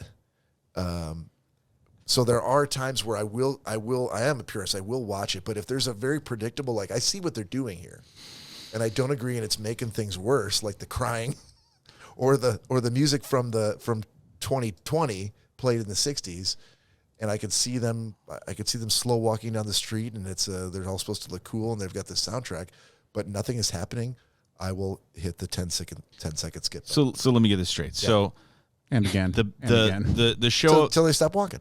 the show about the raccoons and the marmosets and the possums and the bats, you sit and watch. I don't understand what you're saying. Oh, you said nocturnal animals. I would assume that this is what's going on in this. No, that's not what it was about. No, it was that would have been totally entertaining. Okay, that would have been better than what I watched. The opossum feeds at nighttime. That was not this movie. Look at the tiger. Look at his prey. no, they're daytime. No. Oh yeah. The internet is No, it's a hanging. cat, but it's probably night. America's hanging on our every word. So when I say I watch Nocturnal Animals, people are like, "Oh, what the fuck's that?" And they're googling it. They'll know what it is. Yeah, Anyway, keep going. that's what's going on. Keep going. Oh, were you done? I'm sorry. Were you done? Oh, I just assumed when you interject in my things that we're able to do that. I said, all of us. I said no. It was not the opossum that I was watching. Yeah, I didn't know there was more. All right. I'm sorry, Todd. I'm so confused. I did watch 92% of the first two episodes of the show, and I do plan on watching more. There you go. So it's a good pick. All right. Algorithm time. Let's do. I already got it. I have drawn Cory. Todd has drawn Ken. Well, this will be interesting. Cory has drawn Todd. What? Okay. He's got me like 80% of the time. Todd, I'm just going to send you a list of movies, and you can choose them at your own liking when I give you a movie, because I get you every time. So. No, you don't. I've given him 2 picks. I've given him the other 6. Have you given him any picks, Todd? No, stick with it, because I like I this. think so. Like 1. Yeah, so I think you're full of shit, dude. Not so much. I think Todd will side with me on that one. Ken, you have Nick, and Nick, you have me. I'm with you, Cory. Thank you, Todd. Jesus. I knew you would be on that one. He's giving me like 17 He's documentaries. not. Oh, and you will not be disappointed today, sir. Bob, be prepared to get jingle jangle. You've only gotten 7 picks, and 2 of them were from me, And I've given you And the the other other 5. and he gave him 1. So you're down to 3. There's no You're less 4. than half. 4. Do your math. Less than half. Sorry, more than half. Yes. All right, Cory Schnozzcast. Mr. Todd Dillon, I'm going to give you Ooh, I had what I was gonna give you. I might save that one for Nick though. Yeah, you're never gonna get me. You want to pass for now? And Yeah, give me a pass right now. all right, Don't go to me. I'm still looking. Ken. You got Nick. Any thoughts? 2 episodes of Lupin. Oh, sorry? dude, that's on my list on Netflix. Yes. Good. I must be good if you're recommending it. Yes. 2 episodes of what? Lupin. Lupin. Lupin. Okay. Awesome. I'm 1 episode in. Are you really? And Keep Yeah. going. okay, don't Keep spoil. going. Never mind. All right. Nick said, "Don't go to him." Yeah. Did I give you Fractured? Me? Yeah. Yes. Yeah, I back did. in August. Okay. Todd, you have Ken. Ken, Thoughts? do you have Apple TV? I don't. Well, he doesn't need an Apple TV. I learned this last week. You don't need an Apple TV, but you can if you have an iTunes ID, right? Correct. You can get an Apple TV ID. Yeah, you can use the app. Right. Yep. Okay. Well, so the show have you seen Life in Pieces? I have not. You can get it on Apple. Oh, yeah, I can find it. Okay. Okay. Life in Pieces. All right. And can you get Nick already? It's a sitcom. Oh, it is a sitcom. Can be Yes. prepared. Can be prepared. No All right. problem. Cory Schnozzcast. Have you seen Black Mirror? Yes. All right. Then you got Sound of Metal. Okay. On. Amazon Prime. All right. Sound of Metal. Sound of Metal. Todd, Yep. I'm going to give you Night Stalker on Netflix. I think I've seen it, but I'll double check. It just recently came out. Okay. Then I'll look. You got a actor, like main actor? No, because it's a true crime documentary. It's a documentary. Okay. Yeah. No, then I haven't seen it. Okay. So I did stick with the documentary theme, Todd. You're welcome. I love it. Thanks. All right. Looks like it's Nick, it's down to you giving me a pick. Yeah, I'm still looking. I don't think I gave you The Ritual, did I? The Ritual? Yeah. I think I gave it to No, someone else. I had that. No. Yeah. No, you did not. Okay. You're really running thin on your picks over I there, do. bud. You know me. I don't. This is the most I've ever watched movies in my life. Is that what I got? I Ritual? was going to say, it's got to be hard giving it to Bob, the guy who's watched the most. You guys are at the opposite ends of the spectrum. Oh, 100%. Yeah, that's fine. I'll take it. Ritual. The Ritual. Netflix? Yes. Yes. All right. And Cory, you said you saw Black Mirror already? Correct. Okay. Which means I need to move that over to Nick's couch. I can only That's imagine how long that list is. Dude, it is half the entire list for everybody. Is for It Nick. takes up 2 gigs on my computer just to. Although, keep hope- chipping away. Yeah, hopefully he's deleting, adding, Yeah. kind of. Updating as I go. Hey, maybe he didn't like that, so maybe he's going to like this. Yeah. In fact, based on your review, that I've got to take delete, another one delete, off delete, of your delete. list. Yeah. Yeah. Okay. Hey, Cory, wanted to slip in a little. Could it be any more trivial? Oh, I think we could do that. Nick, are you up for it? Oh, yeah. He's feeling saucy tonight. No, saucy. And if you want to see how saucy he's feeling, you could text us at 618-SHOCKER. Yeah, you can. We've had several. He'll give you a saucy reply. We've had several tonight. In a world where Friends Trivia is the only game to play. Red. Oh, no. What happened? What do you mean? Oh, you had this look of panic on your face, like the game's gone, like it's not in the box. Okay, his face is covered by a was gonna beard say- and giant but sunglasses. his mouth dropped. I'm What not looking panic at are you his eyes. seeing? He was breathing. I guess there was a His- lack of breathing for a minute. That because- push broom covers his nostrils, so he can't get any kind of air that's not filtered through anything but his mouth. All right. He was thinking about fish sticks. Yeah, he was. I'm always thinking about fish sticks. Oh, There's yeah. a couple caught in that beard. Question number 1. Here we go. Is red the hard one? I can't remember. I think yellow was. What'd you get? Sorry, you got red? Red, yeah. Okay. Which friend was in labor the longest? Chandler. Fuck. Joey. It's always Joey. It's always Joey. Rachel. Correct. Question 2. What is Joey's middle name? Ooh, that's a good question.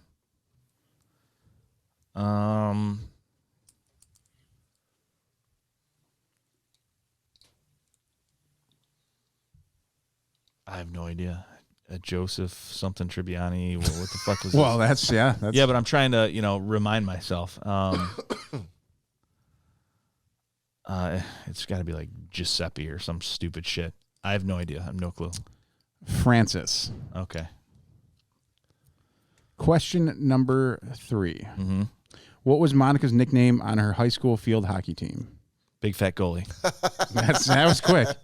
That was very quick. Question 4. Which friend found a naked picture of Monica? I don't know. Rachel. No. Well, Rachel found it. No. Yeah, she did. She's like, this is Chandler's. And he looks at it, and he looks at Monica, and he eats chicken, and he showed it to Ross. You used all the names except for the answer. Wow. The answer, sir, is Joey. It's always Joey. That's right.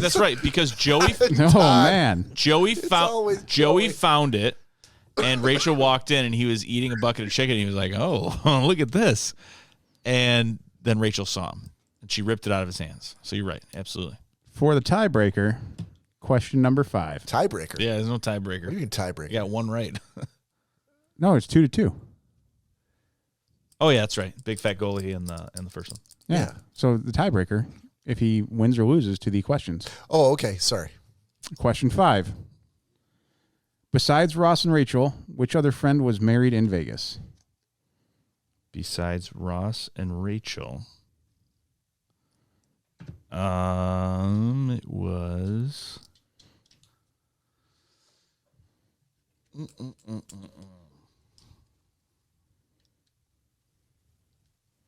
Oh, Chandler and Monica. Negative, Phoebe. Yeah? Oh, no. Dude. I don't know. Dude, it's been so long. They took it off. Yeah, that was a rough one. It's harder than it looks. Can't all be winners. The questions win. Damn it. How many times have they won? How many times have you got 2 or less? That's only the second time. Okay. You've gotten at least 3 every other time. I'm going to have to bone up on my friends. I'm telling you, man. Pretend like I didn't hear you say that. Slips. To bone up. Thanks, Todd. I'm glad I wasn't the only one who heard that. Didn't Chandler and Monica get married in Vegas? They didn't get married. They hooked up, didn't they? I don't know why I'm looking at you, Cory. I have no fucking clue. I don't know. I don't remember. Who did Phoebe get married to? He doesn't. It doesn't Joey. say on Who are it. you Just asking? None of us know the answers to these other than you. It's Joey. You don't know. No one else here knows. The cards might know. No, the cards just give you the answer to the question. If you ask the right question, maybe the cards will help you. All right, Cory, let's close it out with a little pick of the week. All right. All right, ladies and germs. Ken, if you don't have one or no. Maybe something to come to you by the time we're done. You let me know. Otherwise, I'll skip over you. So every week we do pick of the week, which is anything that we've watched or a restaurant we went to eat at, a particular awesome Columbia jacket that we got at the store that we really like, that we want to recommend to folks. Anything that you've used or seen, watched, availed yourself of that you think that the rest of us need to know about, that's your pick of the week. And it's run the gamut from books to movies to clothing to food to restaurants to whatever it is. So, anyone who want to go first? I'm going to take that as a no. I have my list here. I just had to scroll up. Okay, so I will go first. Beginning of the week, I was working late, and I actually did this while I was working. Pearl Jam had it was a music weekend for me, and it bled into the week. Pearl Jam was broadcasting the first and second night of their home shows that they did to raise money for to combat homelessness in Seattle in 2018. So they launched it on nugs.net, which I think I've talked about as a pick in the past. But they were streaming that. It was like a 3-hour concert, and I paid $15 for it, and I was able to watch it over the course of like 4 nights, and it was fucking amazing. I didn't realize how much I missed going to concerts until I got to watch one. I got to stream one as though it was actually happening that I hadn't seen before. And so I kind of got caught up in that. And I will also recommend to anybody who's interested in that kind of thing, there's a really good band out there called My Morning Jacket, which is they're also available on nugs.net, but they did something a little bit different where they took some of their shows. In particular, there's shows from 2 nights in 2016, May 28th and 29th, that they did at Red Rocks, that is available for free on YouTube, and you can get to those. They do a utterly fantastic cover of Purple Rain in that set, which I think is probably an hour and 45 minutes. And if you've never listened to My Morning Jacket, they're a fantastic live band. Check them out. It was a good week for live music. I really, really, really miss concerts, and that kind of scratched the itch that I had. So how was the production value on it? On the live stream? For Pearl Jam, it was amazing. They had many cameras. It was all in high def. They have a long history of doing that kind of stuff, so they definitely had the quality. Audio quality is fantastic. I thought at one point my neighbor was going to call the cops. That loud, huh? I was blasting it at probably midnight in my living room. Yeah. Well, I mean, luckily you're kind of cool with the one side, and the other guy, he's probably so deaf you could. I don't know that he's deaf. I mean, he's very old. Well, I'm just but I'm not sure he's deaf. I would think it would take a lot. I think because the fact that he didn't call the cops on me either means he's really cool or he is deaf. So either way, I win. Exactly. So yeah, and the Colsons aren't going to call on you. No, probably not. I mean, their kids are all living away from home, and they don't. Mickey's kind of retired at this point, so they don't necessarily have to get up early. I think they probably come knock on my door first. Oh, that's what I was thinking. Yeah. So yeah, you're golden. I'm golden, and I don't do this all the time. And I mean, if anything, you also have Jack Moran living across the street, so the neighbor's probably calling him first. No, he is very chill about playing music like that. If he's going to do it, and it's going to be loud. It'll be on a day that he's got off. It'll be during the day. He doesn't do that kind of shit at night. No, it's kind of a letdown. But he's got a stereo in the basement, and he's got soundproofing and everything down there. He's got soundproofing down there. He's got a drum kit. Yeah. But so yeah, my pick is if you like Pearl Jam at all, or if you've never seen them live and you want to do it, see if you can look them up on YouTube for free. They've got some stuff there that you can stream. And My Morning Jacket, May 28th and 29th of 2016 at Red Rocks on YouTube. There's 2 shows. Great fucking shows. All right. Nick, what do you got? Yeah, I got one for you now. Okay, so write this down. It's going to be a tongue. It's going to be a tongue twister. Ready. Raymond Renaud, Pignon de Châteauneuf. I'm already not going to try it. I heard like at least 3 different accents in that. And a sneeze. You want to read it? No. Okay. So it's French. It is French. Raymond Renaud, Pignon de Châteauneuf. In case you didn't get it the first time. Yep. That's as close as we're going to get. Yep. I'm the resident linguist, and the double English major would not take it because it's French. So despite having had 8 years of French. Oh, God. Been to Paris twice. So turn it down. Basically, and even on the label's not helpful at all. I've had this one time, and and I'll give you a basic description of what it is, and I'll read the description from the website. It was hard enough even finding this. I took a photo of it. Why were you looking for it? Because I tasted it and I liked it, so I took a picture, but everything was in French. So I'm like, and it was like in cursive, like handwritten. So yeah. So it was double French. Yeah, I mean, can you tell what that is? Because I had a really hard time. Tough, yeah. Deciphering that. Where did you taste this at? So Mike bought it and said, you got to taste this. I had it in France. So it's imported. So it said one of the most overlooked spirits in the world, France's light and slightly sweet aperitif. They said the name again. I won't pull you guys through that. Yeah. Made from sweetened grape must and a bit of young cognac. It's perhaps the best expression of the style that's in France, imported directly from K&L. Best served slightly chilled, either before or after a meal. It's a great substitute for sherry or port when the months turn warmer and you want something more refreshing. Very good. Will you send me that picture of the label that you took in the bottle? Because I'm gonna, or you could just let's cut out the middle. I can take a screenshot and send that to you. Send it to Todd. Okay. Because Todd is a big wine guy. So basically, what I was told was it was like sweet grapes. Made into sort of like a wine that was aged in cognac barrels. Nice. It's really fucking good. That sounds awesome. Now I'm really mad that I can't have wine in this podcast. It's really good, dude. It's like a very, very sweet dessert wine with a cognac undertaste, like an undertone. Like it's you had me. Oh, dude, it's a.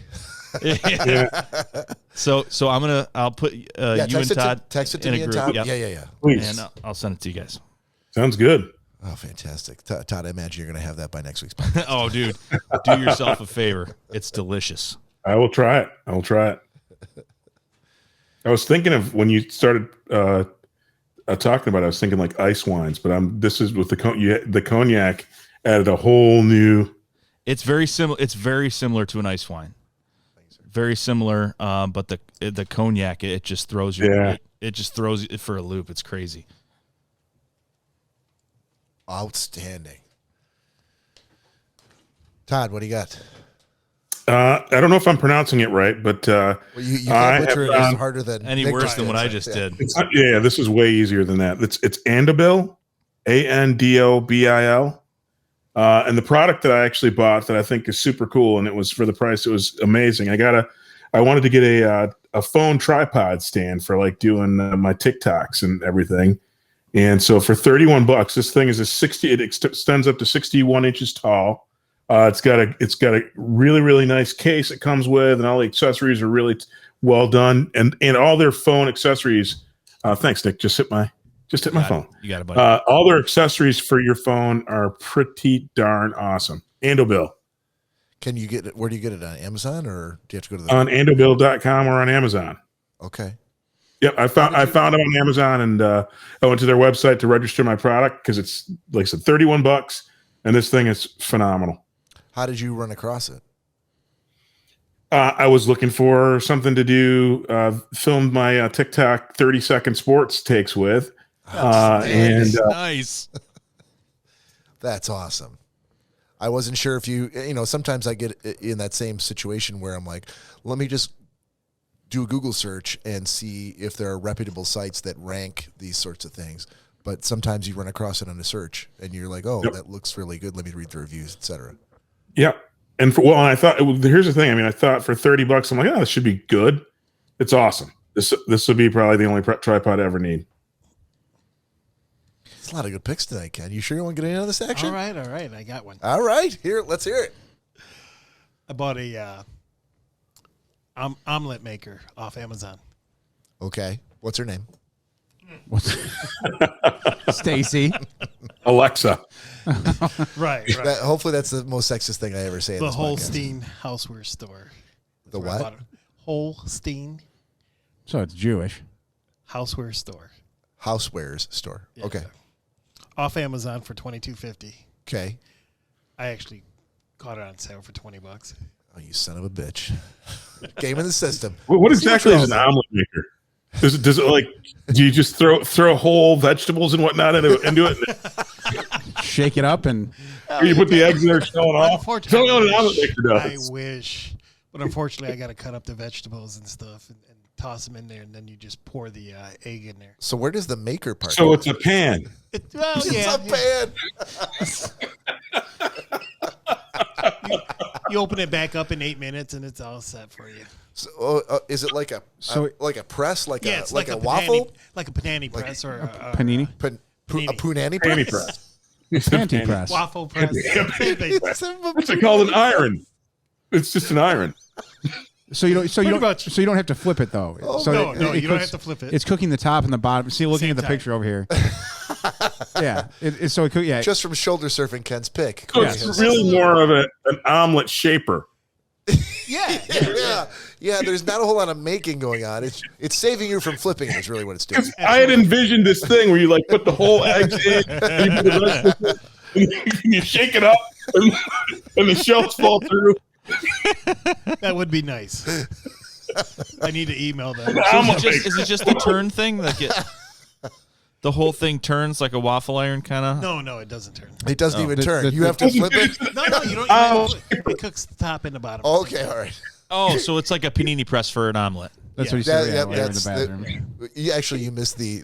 I was holding my schwanz, Originally, so- we were told it was a punani. Is a panini press. press a sandwich maker?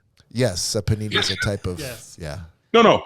Is a panini press a sandwich maker? Yes. The sandwich is already made. It It's a just sandwich. Right. It's a It's a sandwich shaper. presser. Yeah, it's It's a a sandwich shaper. cooker. So he's got an omelet shaper. Omelet shaper. Okay. I don't think he's. I don't think he's denigrating your pick at all. I think he's just trying to cut to the heart of what it is that you actually bought. Yeah, which is yeah. an omelet shaper. Todd, I I think want to Todd get was the right thing.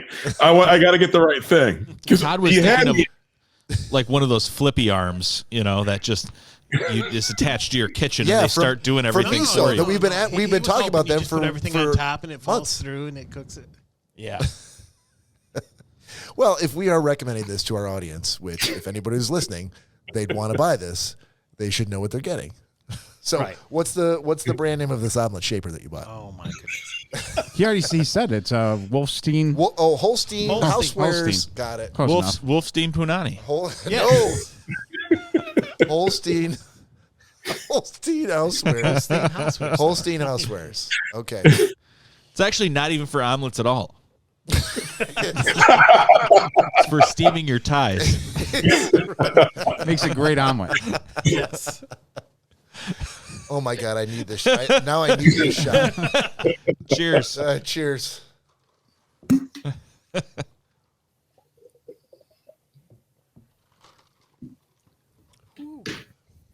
Just so you guys know, too, Ken bought a bread maker last week. A bread shaper, or is it? No, it's a bread. It's a bread Right, maker. it's right up. It only toasts the bread.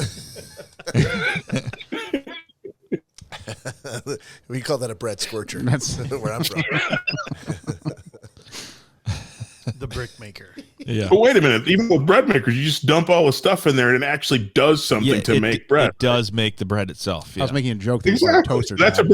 exactly, which is why this whole omelet shaping thing. So you take. I was holding my schwanz, but you take the ingredients and you mix them all together, and then you pour them into the machine, and it just cooks it, right? That makes me the omelet maker. Yeah, you're the omelet maker if you so choose to make omelets. The omelet cooker. So it's an omelet cooker. Why is it a shaper? Because it's shaping the omelet. Otherwise, Well, so is a pan. you could I call mean- a pan an omelet. Well, that's what cooker then. I mean,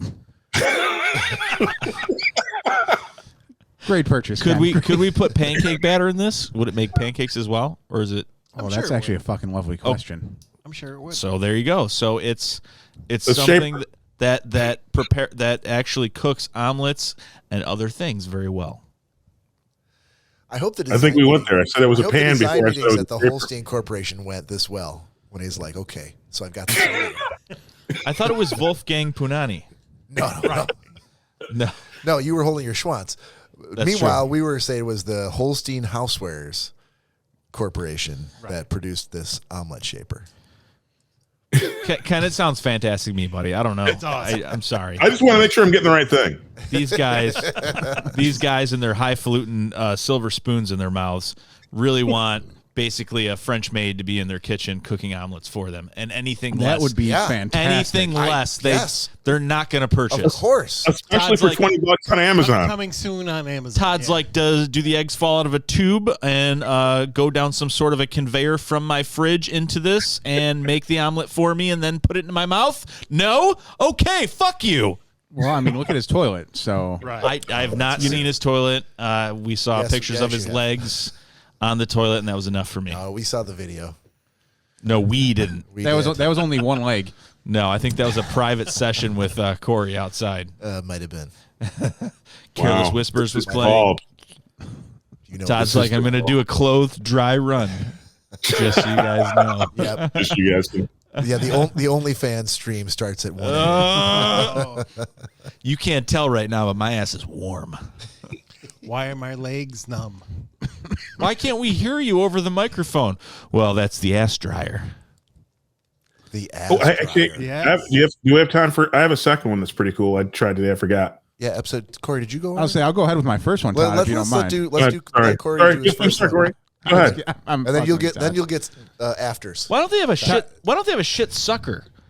Like it would Sorry? just suck it right out of your It's ass. called an enema. No, that just blows No, that's water for into sure. your ass. What like a vacuum of some sort? I think they call that a vacuum.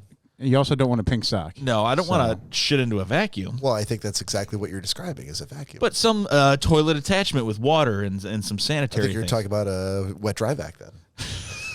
Well, wet dry vac doesn't shoot water. No, it sucks with the water.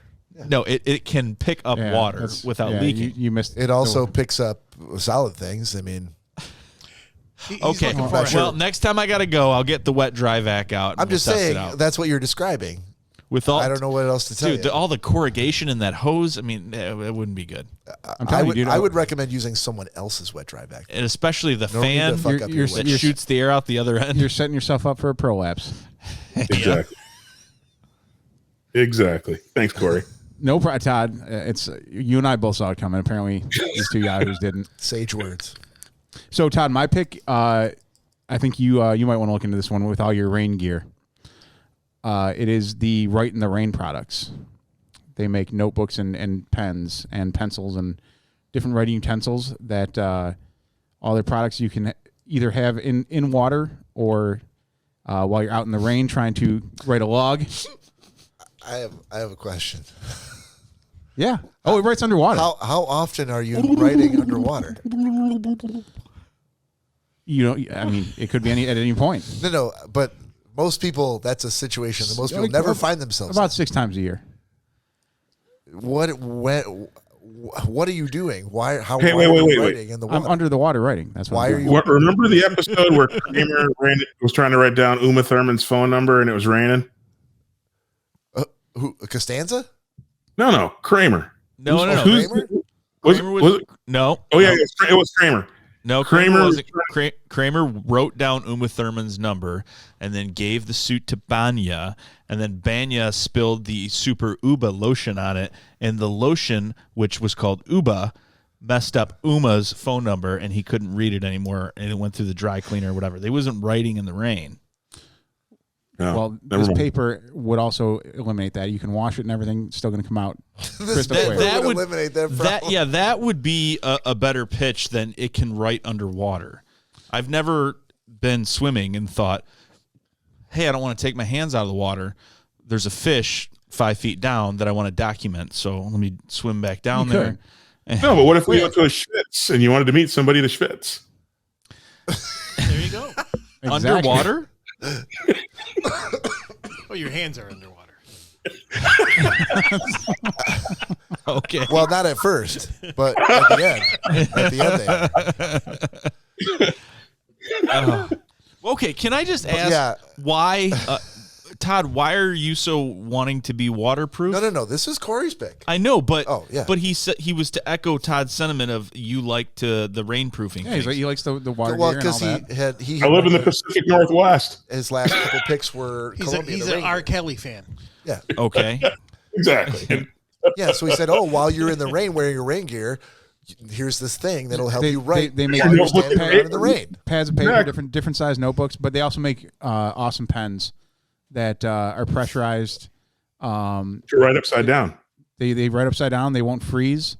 And again, if they're soaked in water or put through the washer, they will come out just fine. Because I've done that several times to many of mine. I am not surprised. And they don't leak in the washer. Don't get stains all over your clothes. Phenomenal writing. But hold on. But you bought those, I assume, after an episode in which a regular pen was in the washer. No. They it precipitated the need for Daniel going, Cory. First off, this was Can you find a pen that fucking doesn't run when you put it in the washing machine? Three things. Couldn't I do all this with a graphite pencil and a piece of wood? No, because wood would get wet and soak up the water and wouldn't necessarily work so well after that. Oh, a rock then. Ooh. Sure, you can do it. Oh, you can try it with a rock. That's fine. This is way prior to Danielle and I living together. Okay. His golden shower days. Well, those are still here. And I had never put a pen through the wash myself. That was someone else. But I've watched it be done. I've seen it done plenty of times.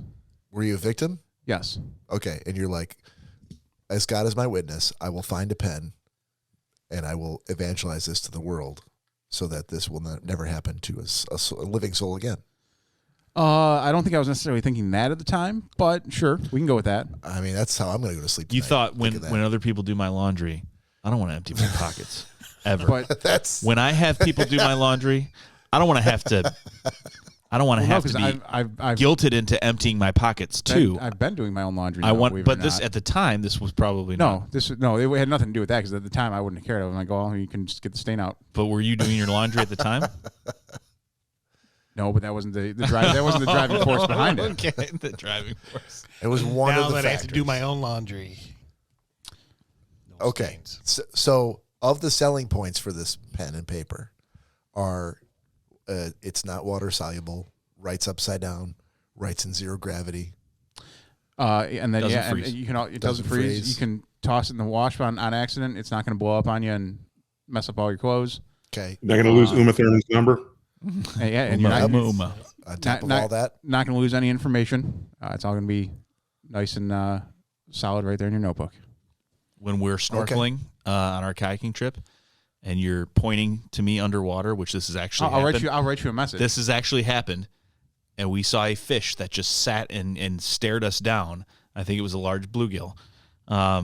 We can document it while we're still underwater. We don't have to come into the surface. Correct. Wonderful. problem solved. There we go. I think. Right in the rain. He kept mouthing to me. Wait, hold on. Paper. I'm like, I don't know. So the product brand name is called Right in the Rain? RITE. Yep. RITE. Okay. Yes. Yep. All right. Todd, what's your second pick? Well, I don't own one, but I got to test drive one today. The Audi e-tron. Badass car. I was thinking about picking one of those up tomorrow, Todd. And now you know which one. Thanks, Todd. Yep. Why were you test driving? So in my car's in the shop. So the loaner I got was the new e-tron, which is the all-electric Audi, the one that was in the Avengers Endgame. Yeah. Very, very cool. It's the first time I've driven an electric car. So great interior, great car, really cool. I won't buy one because the range is too low. But all in all, if you are in the market for an electric vehicle, what a cool looking, and it was cool looking and cool driving car. Yeah, I remember the scene. I think Cap was sitting outside the Avengers complex, and he was frustrated because their time travel experiments hadn't gone too well, and Tony Stark pulled up in that car. Am I right? Yep. Badass. What's the price point on that, Todd? I think it's like 65, 66. That's not bad. I was thinking a lot more than that. That's for sure. Well, you can get them. I think you can get them up to $90,000. So, I mean, that's still really not bad. For a car that looks like that too. It's I know that super cool car about, and it's fucking it's pretty sweet. That's fantastic, man. I would love to have taken a ride. Was it everything you kind of thought it would be? I didn't have any preconceived notions about driving. I mean, I've ridden in a ton of Priuses now that with Uber, with the advent of Uber, but but yeah, it was the first time I've driven an electric car, and so I was wondering about the pickup and just how it would behave, and it was just a really, really cool experience, and especially in a kind of a mid-luxury brand. Right. They did a great job with it. A lot of really the touch interface, very, very cool. Just and a lot of tech, so I was geeking out. It was a really, really cool car. Man, I'm jealous. That sounds awesome. Go test drive one. Yeah, I'm gonna get right on that. Awesome, Todd.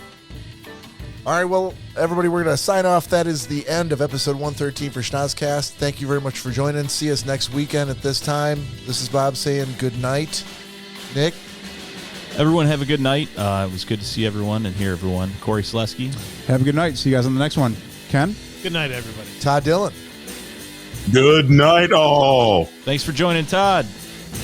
Thank you for having me.